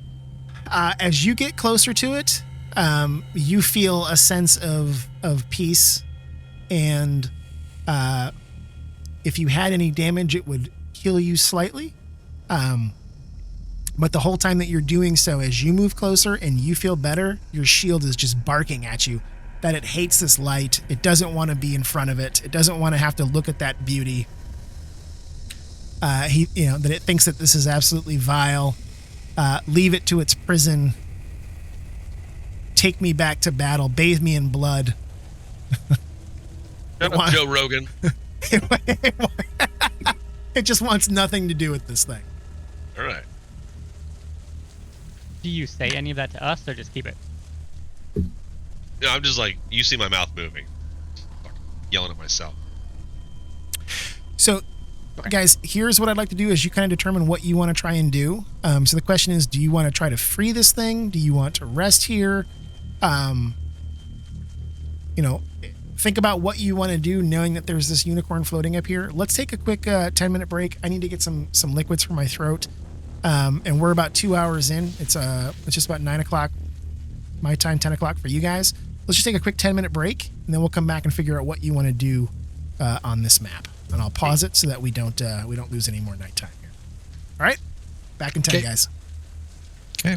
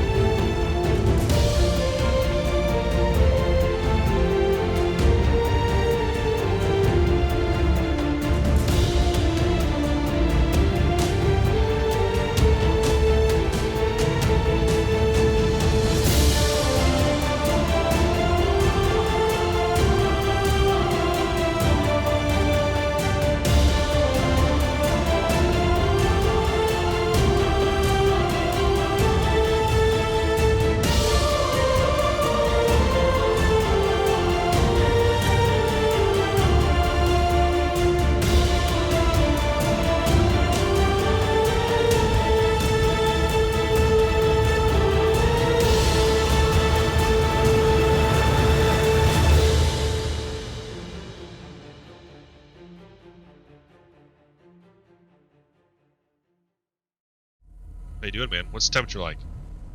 Let's find out. I'll show you mine if you show me yours. It's currently 14 degrees, feels like 6. Oh, it's like 70 right now. 67. Real feel 6 degrees. I feel a lot better about my real feel 17 right now. But you're crying. Yeah, it was And really it's- cold this morning. I had to turn the heat on. It was 65. Oh my gosh, it was crazy. I think we're in the teens to 20s right now. He means 65 in the house, not outside. My heat hasn't turned off for 2 days. It just can't keep up with how cold it is outside. I mean, if it gets like 67, I turn the heat on, so it's 70. I It's been stand, like 2 days. I stand corrected. 18's the low tonight, but currently it's around 30, 33. That's lovely. Brisk. Yeah, I Pants don't and mind it. sleeves. I'm- You wear I'm not- caps and I'm not complaining. It sounds like bullshit to me. we wear caps and sleeves at this level, son. Not sure if anybody else is a fan of Major League, but I am. Yeah. Fuck you, Jobu. I do it myself. What league you come out of, Brooke? Bitchhead? California Penal. How the hell did you get there? Stolen car?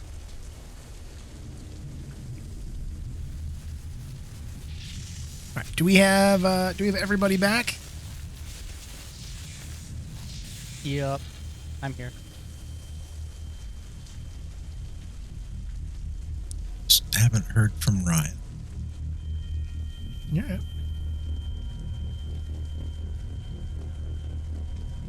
He may be dealing with gnomes.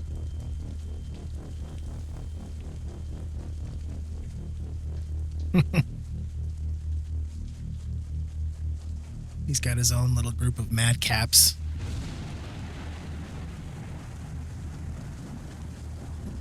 All right. While we're waiting for Ryan, what would you guys like to do?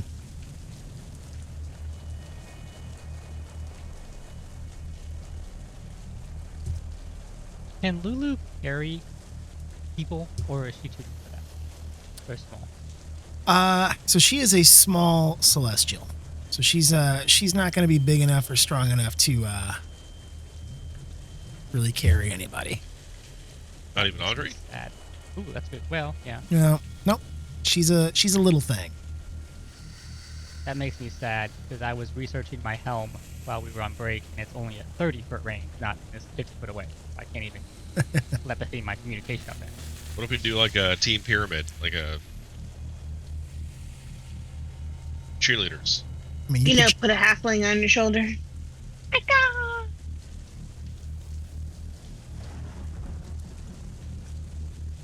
you could try to climb up the statue if you really wanted to. So all kinds of stuff you can do here. Acrobatics. Darius is like statue. 6 foot something, right? So am I. I'm 6'5". I think That's Moon's, 12 feet. Moon's the tallest of all of you.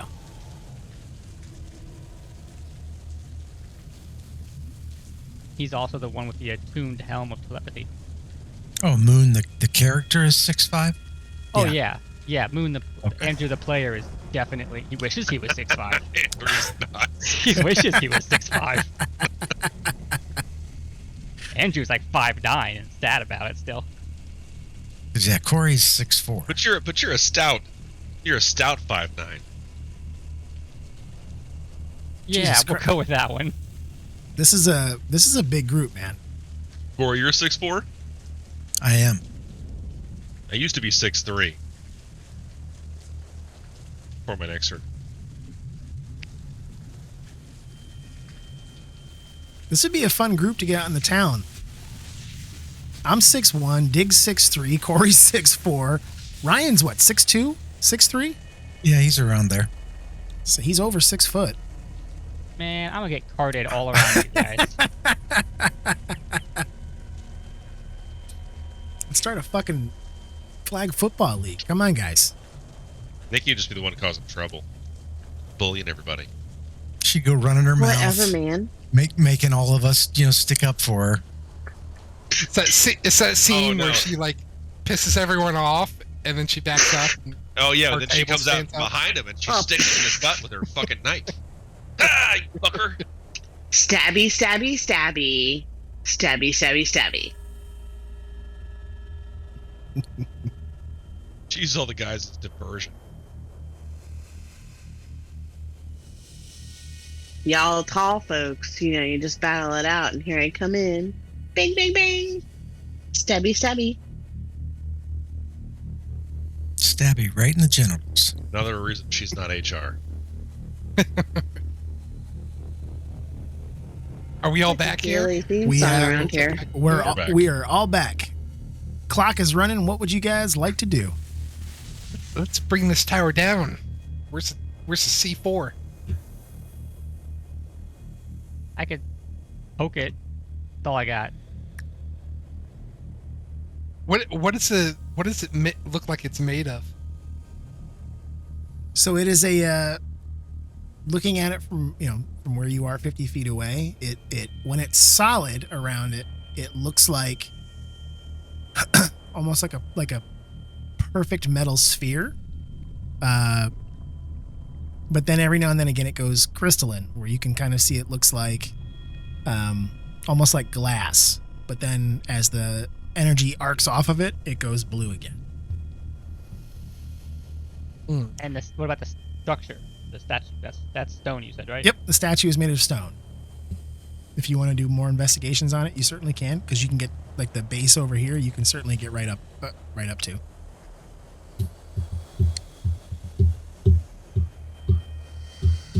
Hey, curiosity, metagame knowledge-wise. Uh-huh.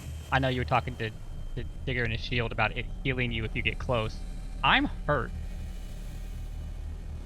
Mm-hmm. I don't know if I got the healing too. Boo boo. So the reason that it was kind of healing Digger a little bit is that he's a divine soul celestial sorcerer. So there is a little bit of a a celestial vibe thing going on here. Yeah, it was worth a shot. Yep. So Lulu obviously feels it being a lawful good celestial as well. You wouldn't understand it. The reason I don't. The reason that Olin got a little bit is that he is his base alignment is lawful good as well. So it calls out to those that are akin to it. Dang me and my chaotic good part. Okay, I'm going to investigate the statue. I want to see if, like, obviously I have a rapier, not the greatest at breaking down stonework.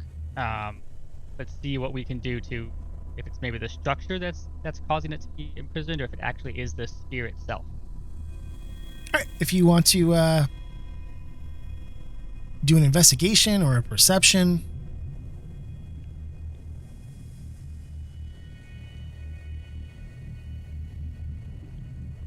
All right, so as you look over the stone, kind of feeling its rough surfaces with your hands, it's a carved statue of a giant beetle rising up.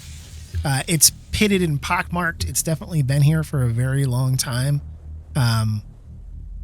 But as you look up at the kind of toward the top, you can see that there's some kind of runes or something kind of carved into the mandibles. Kind of up near where the sphere itself is floating. Okay, so I think it's the statue then. Could Olin glean anything with his stone cunning? You certainly could try. Yeah. Let's see what I've got for you. So as you're looking at it, you pick out some of the same things, but it's not just runes that are kind of carved up at the top. And remind me here, does Olin, what languages does Olin speak again? Common, Dwarvish, Abyssal, and Infernal. Okay, so you recognize that the writing, the runes that are carved into it, it's Infernal script. And as you look closer, you realize that while the runes that are up top are large enough to see, they actually get smaller and smaller and actually do continue on down the statue. And look like they would continue on under the ground where the other part of whatever this giant beetle structure is. And you can see that as you read through the script, let me have you roll an insight for me. Excellent, 18. So having read the script and kind of knowing what you know, being a ritual caster, a cleric of Moradin, strong in your spell casting and in your faith, you realize that this is the script creates a ritual of holding. So this stone structure has been carved with these infernal scripts specifically to hold something. Okay. So would I understand how to break that? So with your stone cunning, you know, and also just from your spell casting background, you know that if you destroy the structure that has been infused with these infernal runes, it's going to break that spell. What will happen when you do so, you don't know, but you can certainly, you know that destroying the statue will break that spell. And would Olin know whether or not dispel magic would have any effect on this? I don't think from that insight roll or from your casting, the way the runes that or the runes that you're seeing, the way that they are written and the way the script goes is it seems kind of like almost like a ritual spell, like the way that when you cast a ritual, you repeat the words over and over and over again for a set period of time. What you're seeing is a pattern where this spell repeats as it swirls around the stone and then kind of goes down under the ground. You could certainly try to dispel magic, but your best guess, especially matched with your stone cunning, would indicate that the breaking the stone is probably the best way to break the spell. Okay.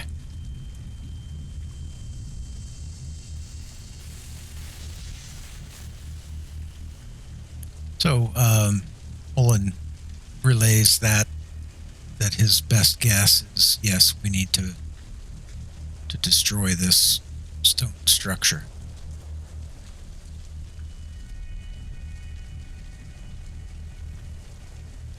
What would you guys like to do?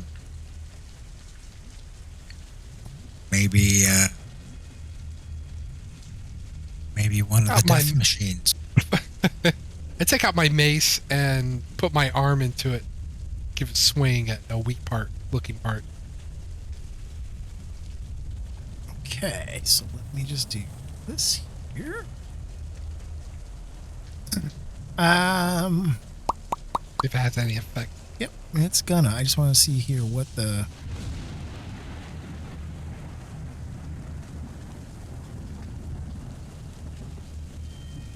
That's that. So let me have you roll... Trying to think of the best way to do this. Give me 2 seconds here. Do this. We're gonna say statue. That.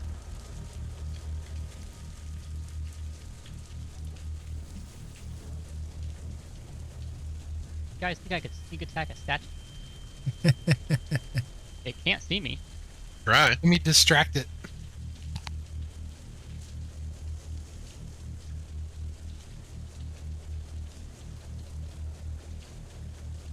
Just trying to grab something here quick.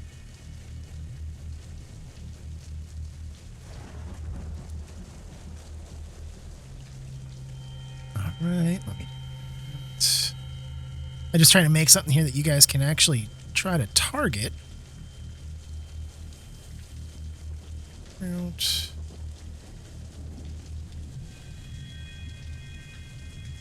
Okay. Let me give it the correct. Let's go see.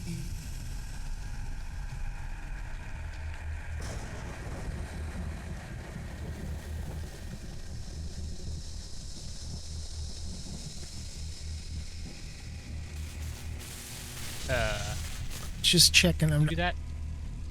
Did I do what? I just got to pop up. I didn't actually read it yet, but yeah. I don't think Custom. I didn't. Custom formula 1d20. Uh.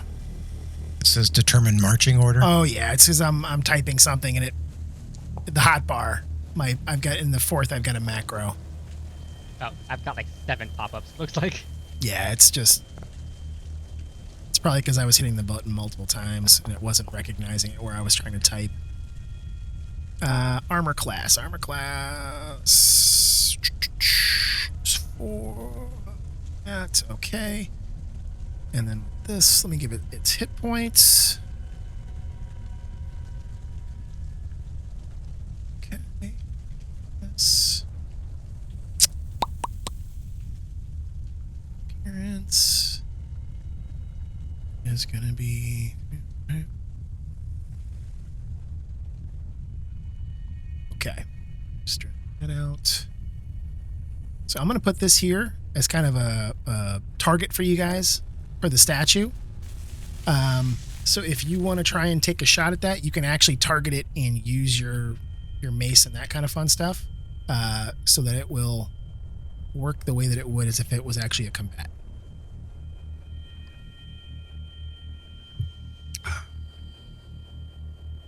So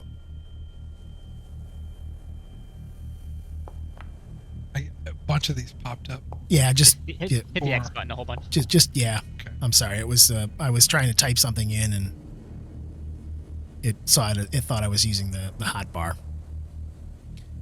So yep. So if you guys want to target that and try and crack the statue, you certainly can. That's a good start. Oh boy. Okay. Broke it in one. So it is barely injured, but he definitely cracked off a chunk of the rock. So as Severia steps forward, you see him plant his feet and give a mighty swing of his skull flail of Merkel, the cruel barbed head digging into the stone of the beetle, cracks and dust branching out from where that cruel barbed head hits. As he does so, the ground shakes a little bit, and lightning flashes out to kind of the edges of the boundary, and you hear this kind of deep rumbling sound, the ground shaking beneath your feet as, let's see here.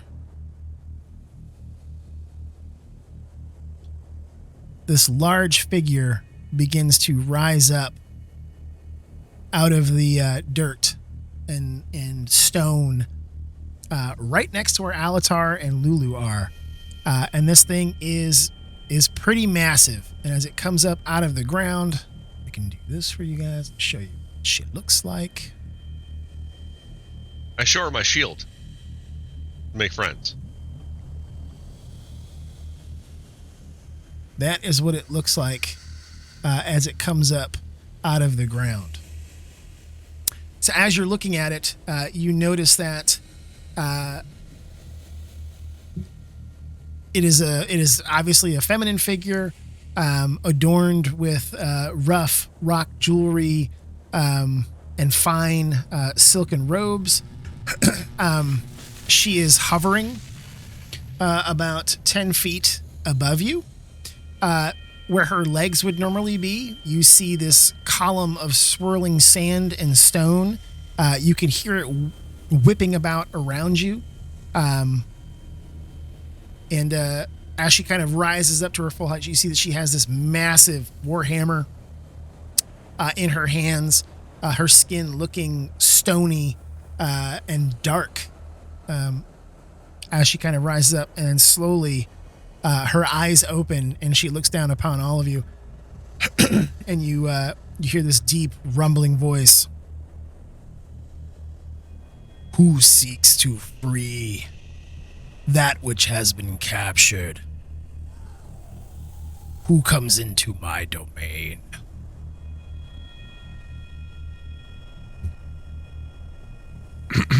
I step forward. I say, I'm the one who struck the tower.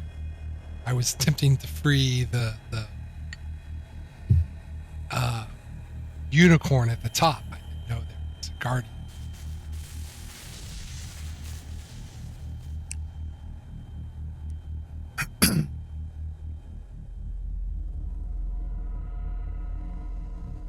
She kind of slowly turns, and as she turns her head, like you can hear like the snapping and crackling of stone on stone. Just kind of give you an idea here. This is a large creature, or she registers as large.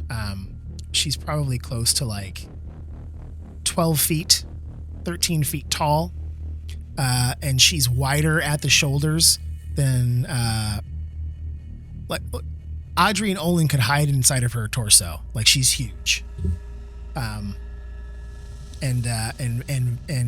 very thick of limb. But in reply to Severius, who steps forward towards her, she turns and looks at you. And I'm not gonna be able to do the voice, guys. It's fucking with my throat. But she tells you that She's dead. I'm trying not to have a coughing fit right now. I shouldn't have tried that earlier. She turns back and she looks at you and says, you must cease trying to free this creature. The benefits of it being kept here outweigh any petty needs you may have. It is my job to defend this statue, cease attacking it, or you will have me to answer with.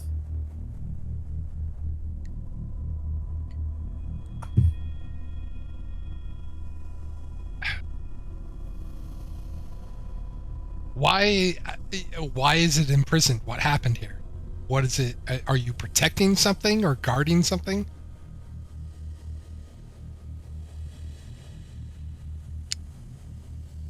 Our Archduke Zariel captured this one and placed her here as a means to draw the demons off of the plains and away from other interests. Beyond that,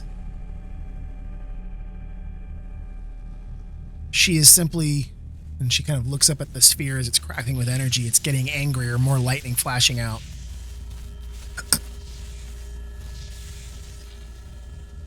One of the few who has caught the intense ire of Zariel. This is her prison, and here she must stay.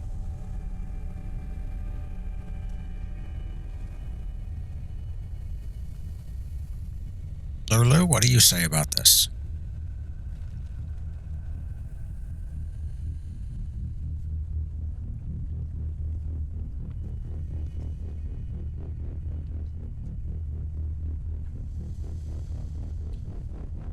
So Lulu's gonna kind of fly away from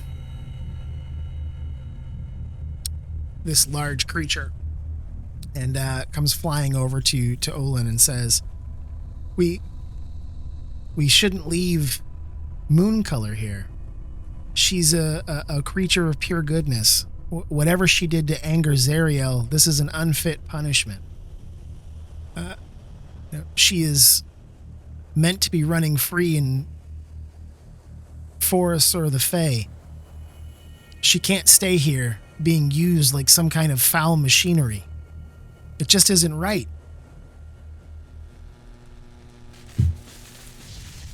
So Moon's gonna step forward quick, just address this creature. Like, who are you that is placed to guard you? You don't look like any demon I've ever seen down here. She laughs, and it's a thick, heavy, like stone on stone laugh. The sound of it reminds Olin of like stone doorways in dwarven holds. You know, the thick, heavy, almost mechanical sound of stone sliding on stone as she laughs, and she looks down at Moon and says, "Silly one, I am no demon or fiend. Do you not recognize a Dao when you see one?" And she kind of holds herself up to her full height, the sand and stone beneath her swirling around her as she floats above Alatar and Severius. Is there any knowledge I could make if I've ever heard of a Dao? If you guys want to roll history or Arcana, you certainly can. We're going to set a DC of 14. These things are not super well known. Yeah, never even heard of it. Me neither. I don't know anything. Apparently, I have heard of it. Congratulations. In his many travels, Severius has heard of the Dao. So, what you know is that Dao are greedy, malicious genies from the elemental plane of Earth. They adorn themselves with jewelry crafted from precious gems and rare metals. They are capable of flying, and their lower bodies, when they are flying, turn into these swirling columns of sand and stone. They are capricious and jealous creatures. The only happiness they know is when they can be the envy of others of their kind.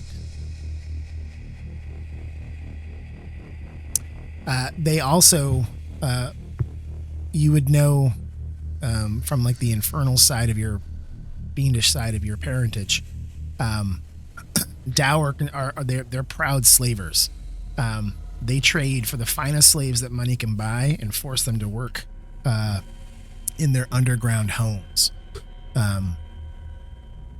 So you recognize this is an elemental. This is not a demon or a fiend. This is an elemental. I will say. It's like Oh, go Ben ahead. Franklin. I will apologize. I'm sorry. I've unfortunately never heard of your kind. But are you here? If Zariel imprisoned this unicorn, are you one of Zariel's soldiers? Captains, lieutenants, that you are here to guard? So she snarls at that. I made it mad. And she says, I swore loyalty to Zariel an age ago, simply to gain revenge against a rival who had tried to ruin her. She helped me take down that rival, but then demanded that I stay here and guard this one. Imagine that, proud Ralzala. And as she says that, she kind of takes her giant warhammer and bounces it, bangs it off of her own chest, and indicating that when she says Ralzala, that's her name. She's indicating herself. She's, imagine proud Ralzala, nothing but a prison guard now. But I have sworn my loyalty, and unless Zariel falls, I must do as she commands. So you're here against your will, then? Maybe there's something we can do to help you and help, this unicorn as well. So with that, Ralzala hovers down to the ground, and the sand and stone stop, and two massive stout legs, also made of, looking like as if they are made of stone, the same way that kind of like the hands and fingers that you can see poking out of her fine robes are. When she lands, the ground shakes, dust comes up off of the statue, and she stops right in front of Alatar and Severus where she's at, and she says, "What would you do to help one such as me? What could you possibly have that I could not get for myself? What could you do to break me free of Zariel's chains?" Well, for one, we can move around and you cannot. Do you know of any way to break free of this tower? She kind of turns in a circle. You can see she's thinking, and as she does so, she drops the massive maul like on its head, so it's just kind of standing up as she kind of walks around it. She stops and crosses her arms and looks back at you, and she says, "Though it pains me to admit it, Ralzala does not know of how to free herself from Zariel, but I may know of one who could. There is a crazy forest not far from here that was brought in from the Fae, and crazy creatures, crazed creatures, make their way through it.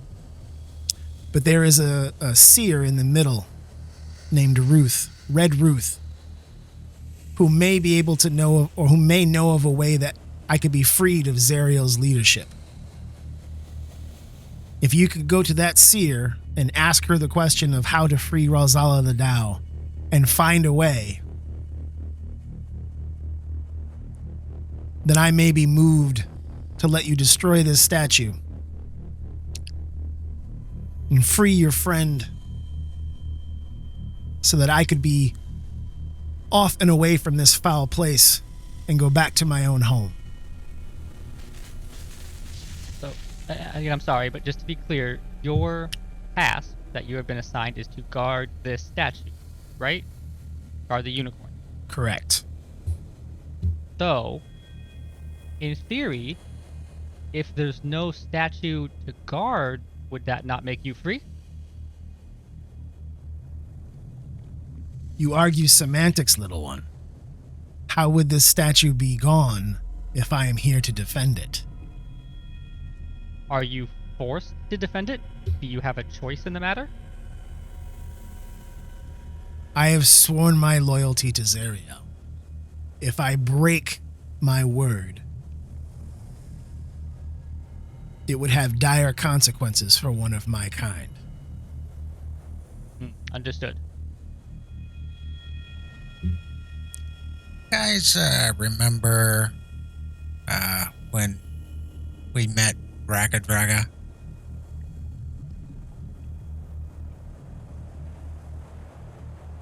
Yes. When he was when he was driving,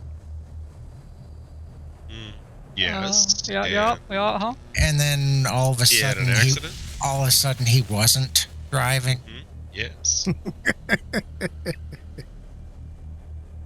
It's really hard to respond to these questions when I'm laughing, by the way. I was just thinking, what if something might happen similar to that in this situation? So I could drag it down to the cart.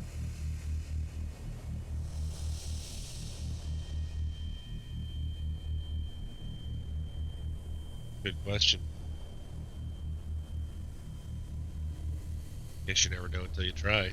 So we try, and then definitely in thick of things, especially if it just acts like a boomerang.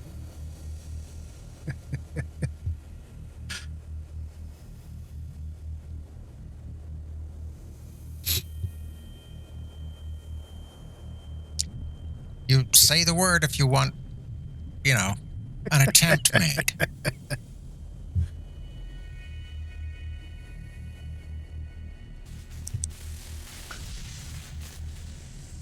I honestly think the cost of failure would greatly outweigh the chances of success on a creature like this. But that's just...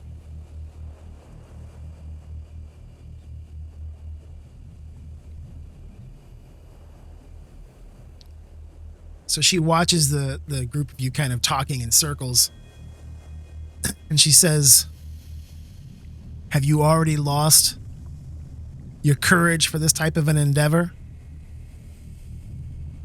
Do you wish to help free me and thus free your friend? Or are you going to try and destroy this statue and make me stop you?"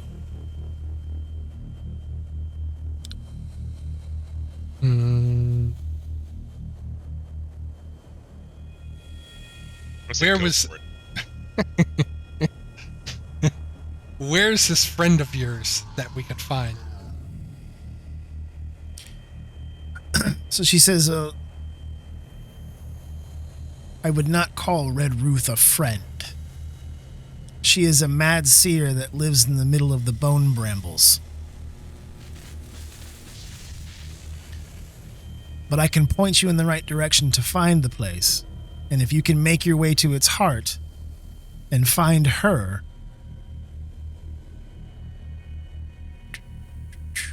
Where? Go here. If you can get to the heart and find her, she will be forced to provide you a divination and an answer to one of your questions. If you ask her how to free me, and it is within our power to do so, if you can return to me with that answer, I will let you free your unicorn friend here.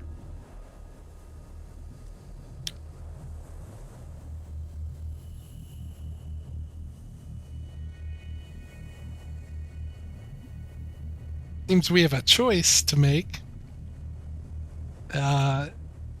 Either go on a quest or try to resolve it now. We vote. We can vote. I'm voting to go on the quest. I second that one. Not gonna lie, this person greatly intimidates me as Andrew is a player. / Moon is a character.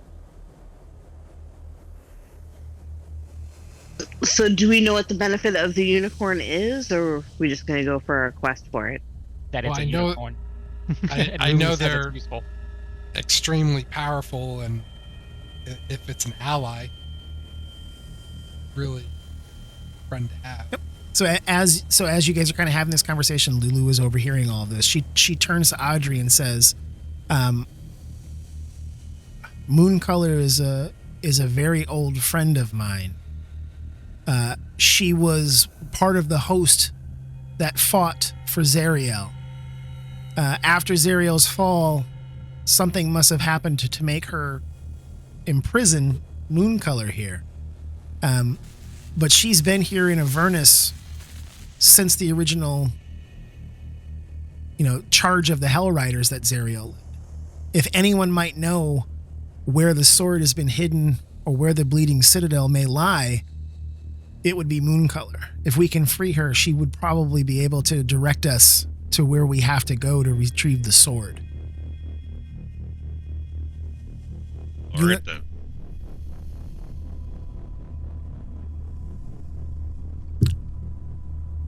On top of being an incredibly powerful ally in our fight, and if we have to fight against Zariel.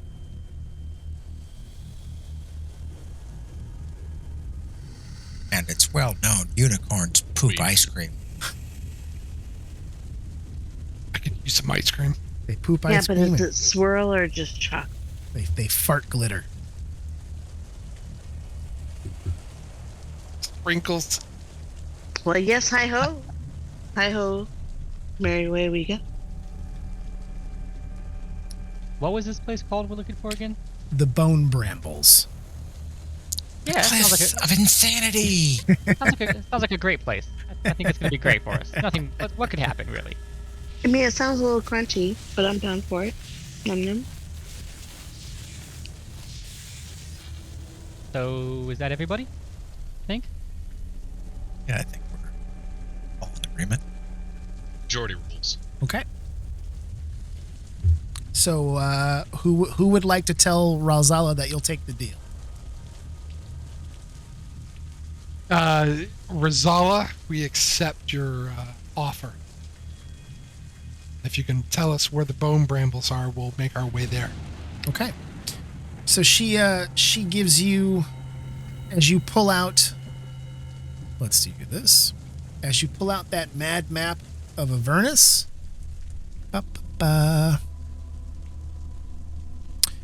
she points out this area over here. This like reddish forest on the map. And tells you that those are the bone brambles. See notes. She tells you that it's a maze of warped and distorted trees.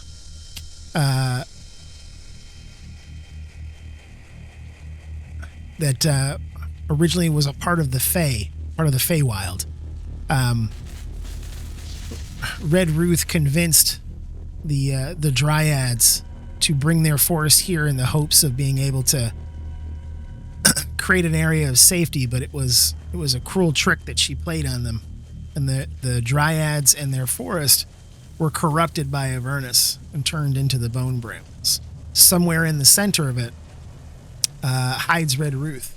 If you can find her, you should be able to force her to give you a divination that will provide information on how to free Ralzala. How would we force it? Is that the reward for finding her, or is it something that we will have to, aggressively, with aggressive negotiations? So let me see here.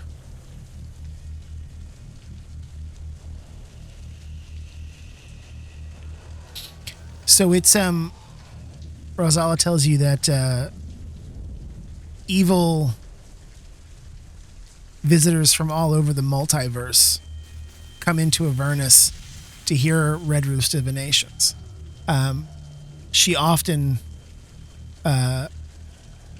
will sell potions, rare items, or divinations for the cost of soul coins. If you capture her, you may be able to physically force her to comply, or you can try to purchase some of her items and divinations from her. And Ralzala turns and says, "Do you have soul coins? Do you carry enough to be able to make a deal with Red Ruth?"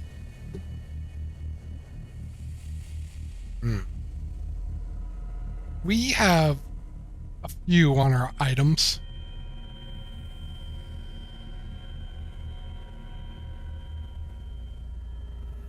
How many would it take to make a deal?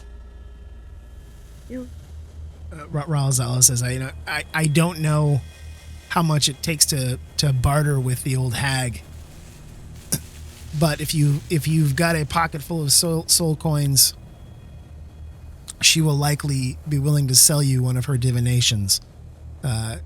It's how she makes a living. She hides in the middle of these the bone brambles and waits for people to come in and find her. If you're able to get that far, you should have no problem either bartering with her or convincing her to give her the information that you need. But I don't think that either I or Olin would agree to just like dispelling our soul coins out for information. There's always the capturing method.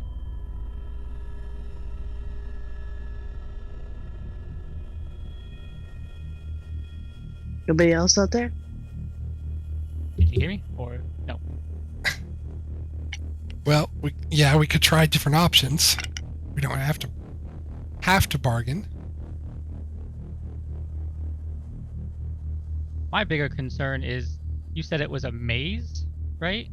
So what are the dangers of this maze? Well, Ralzala tells you that it's it is a twisted and demented forest from the Feywild. Cursed and forsaken here in Avernus.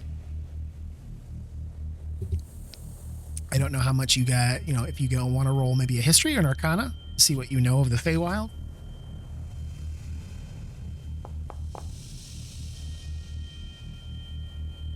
I'm stupid today.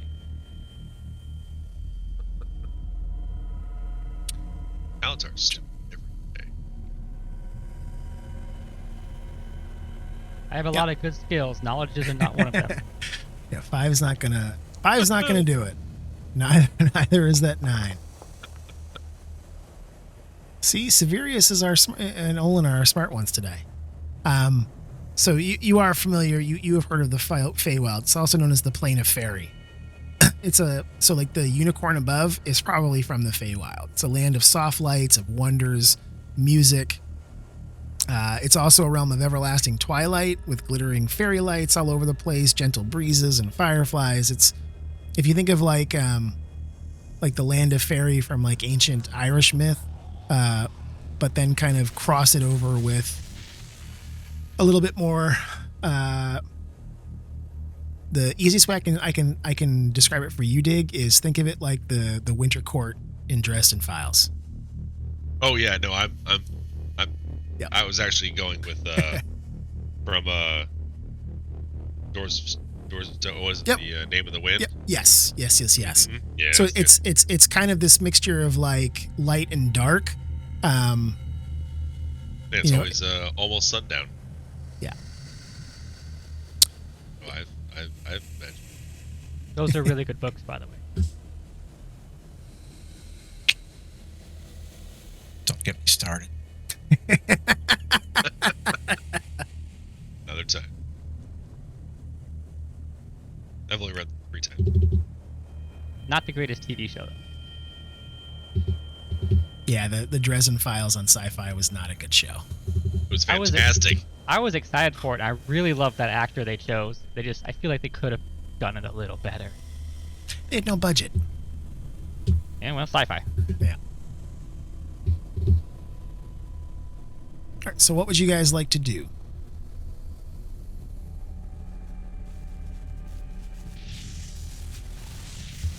I was just thinking, could this creature voluntarily fail a charisma save?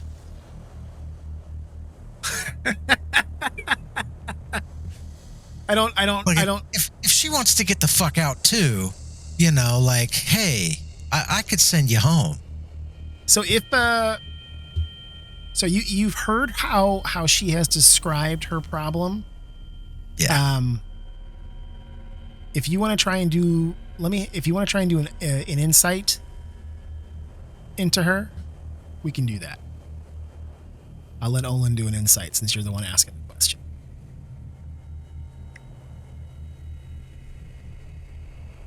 Okay.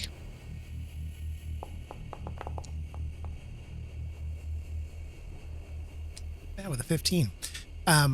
So what you're picking up on, what, you know, it's not that she wants to be, she clearly does not want to be the guardian of this place, right? She feels like she's, you know, here she is, this mighty elemental genie, and somehow she's been turned into a prison guard here. But when you hear how she talks about that she has pledged her fealty or pledged her loyalty to Zariel, you're picking up on it that it's not just words. There's something more involved there. And then if she were to break her word, it would have, you know, and she said it kind of clearly at one point, without really describing what it would be, but it would have dire consequences for her. Okay. So if she, you know, oh no, I failed my check, go ahead and banish me so I can go home, it would most likely have it would not be good for her. All right. Do it your way. Let's go on the damn side quest.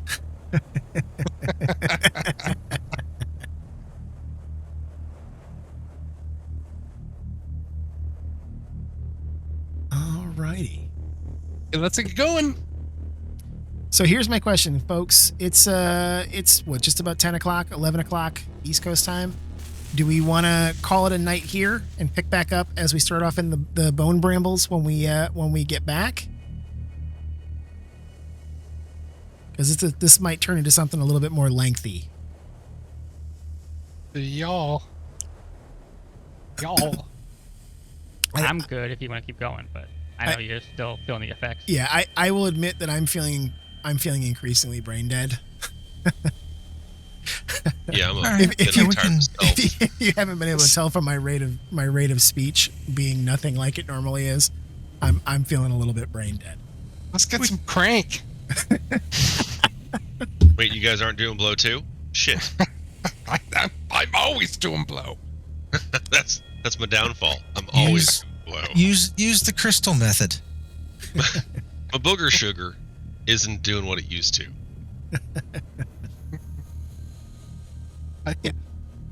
I don't shit myself all the time for just the laughs of it. I prefer the crystal method.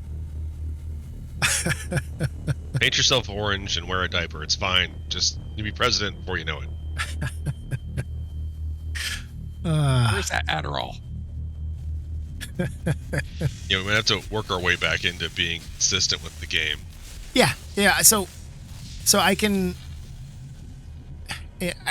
Over the last, see that's the brain fog right there. I start like 3 different sentences. What the fuck? We've had similar lags in the past over the holidays. This one was just extended because of that trip I took out to Seattle to see my mom. I am full force back into getting this going. As I said, I spent the last couple of days and a part of today getting everything tested and working, all that kind of fun stuff back in Foundry. So I've got all of the maps for the next couple of things. I just have to go back and make sure the walls and lighting and all of that are good. But yeah, I'm good for Saturday nights. The other thing I wanted to ask is I'm going to be posting, and I'll open it up to you guys first. But I'm going to try and run a one shot in a completely different game system. And I'll open up to you guys and see if you're interested first. And if we get enough folks, we'll set up a schedule for it. If not, I'm going to open it up on like Demiplane or an LFG on Reddit to find some other players. But I've been addicted to Vaesen, and I really want to run a game of it. So I'll send that out if you guys are at all interested in 19th century Scandinavian fairy tale horror. Say no more. I'm in. Have you seen my bookshelf? I'm already. Count me as number 1. But that game will be almost entirely theater of the mind. Like there's really not maps and game boards and that kind of stuff. And it's an easy system to learn. But I would love to. Nikki loves puzzles. If there's any puzzles involved in that. Yeah, so the idea behind the game is that you don't really do campaigns. Each game is they're mysteries. The idea is you're trying to figure out a mystery. The idea behind Vaesen is that there are mythical, like fairy tale, like Scandinavian creatures that live in the wild, and because of the encroachment of society in 19th century, Uppsala, these creatures are getting increasingly violent, and there's groups of people who have the sight that can see them, and there's a group called the Society made up of those members. And you play as a character that has the sight, so you can see these Vaesen, you can see the creatures. And the game tells you, like straight up front, you can't defeat a Vaesen in combat. You can't go shoot it or stab it or whatever. You've got to figure out alternate ways to get them to stop, their mischief or what they're doing. And it's a mystery. You're trying to figure out how to defeat it without being able to defeat it in combat. So the whole thing it's predominantly roleplay, and it's seduction is the key. So it's predominantly role play, and it's thinking through the mysteries and trying to put together the clues, and it is easy for your characters to die if you try to be a murder hobo. But it's just such a cool, intensely cool setting, and I just like the idea of playing something a little bit horror themed. So we will get what we want if we sacrifice to Odin. Yeah, it's if you guys are interested, it's probably a month or two at least down the line before I have the ability to do that. I want to get us caught up on this D&D campaign and get it moving forward, because we're probably only a couple of sessions from being able to make kind of a crucial decision, and then there's really kind of a mad dash through the last 2 chapters of this campaign. So we're actually getting pretty close to it. There's a whole bunch of sandbox stuff that could be done here, but we had that conversation a couple months back where I was like, listen, I could build out everything in Avernus, but it's going to take weeks to do so, or we can kind of streamline a path through it that makes the most sense. And that's kind of what I've been trying to get us on here, is a path that leads to the sword and that kind of thing, because otherwise you guys can just drive around to all these different monuments, Which that Moon would absolutely fucking do. Which, don't get me wrong, like if that's the kind of game we want to play, I can certainly do that. But I'll tell you, every single one of them that you go to, you meet somebody like Ralzala. Hey, I'm a hugely, massively powerful, like CR11 character. Here's a side quest, or I kill you. So I'm trying to streamline it and give you guys kind of the best options here that provide a good story and not just side quest for side quest point. So I'm so glad I didn't hit her. Me too. Yeah, by the way, she summons a pair of earth elementals to come fight with her. I can do that. If she calls them both up, it becomes a deadly encounter immediely. And so she probably has a high charisma, I would guess. I don't know. She's got pretty high stats across the board. Let's put it this way: she has 3 attacks, and her strength is a 23. I think I'd probably be dead on the first one. 3 physical. Yeah, banishment. They have to do a charisma saving throw or be banished. Yeah, I think that's pretty easy when you're a pig-headed, Mad Max driving dickhead. as opposed to a which genie which or is whatever. which is why I didn't just go ahead and just do it. I'll be perfectly honest. I was totally hoping you were gonna do it. We were gonna fight her. I don't fucking know what's gonna happen, but I was gonna fucking drop everything on her. Altar's like, I'm so glad I invested in extra hit points. So, I'm number 2 in hit with you. Let's get them. I've got She just kills him in one shot. I've got just enough to run out of this fucking circle.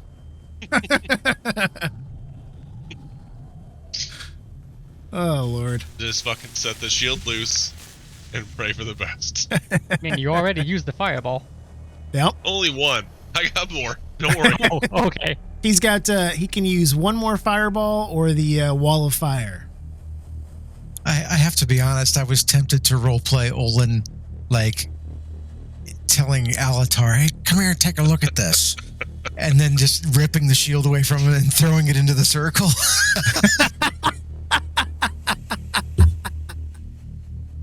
That, to me, that's the equivalent of my new coworkers going, do you go by Dan or Daniel? Like, yeah, I don't know. You tell me. All Why right. don't you come over here? Let me smell that shield real quick. Yeah, it smells weird. Hold on.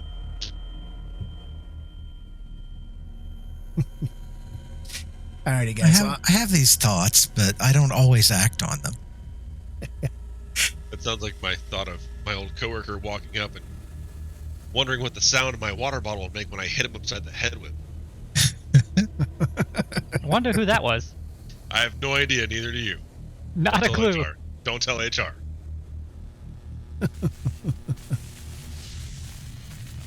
Alrighty, kids. Well, I'm gonna go try and cool off my throat here a little bit. 'Cause it's starting to get irritated.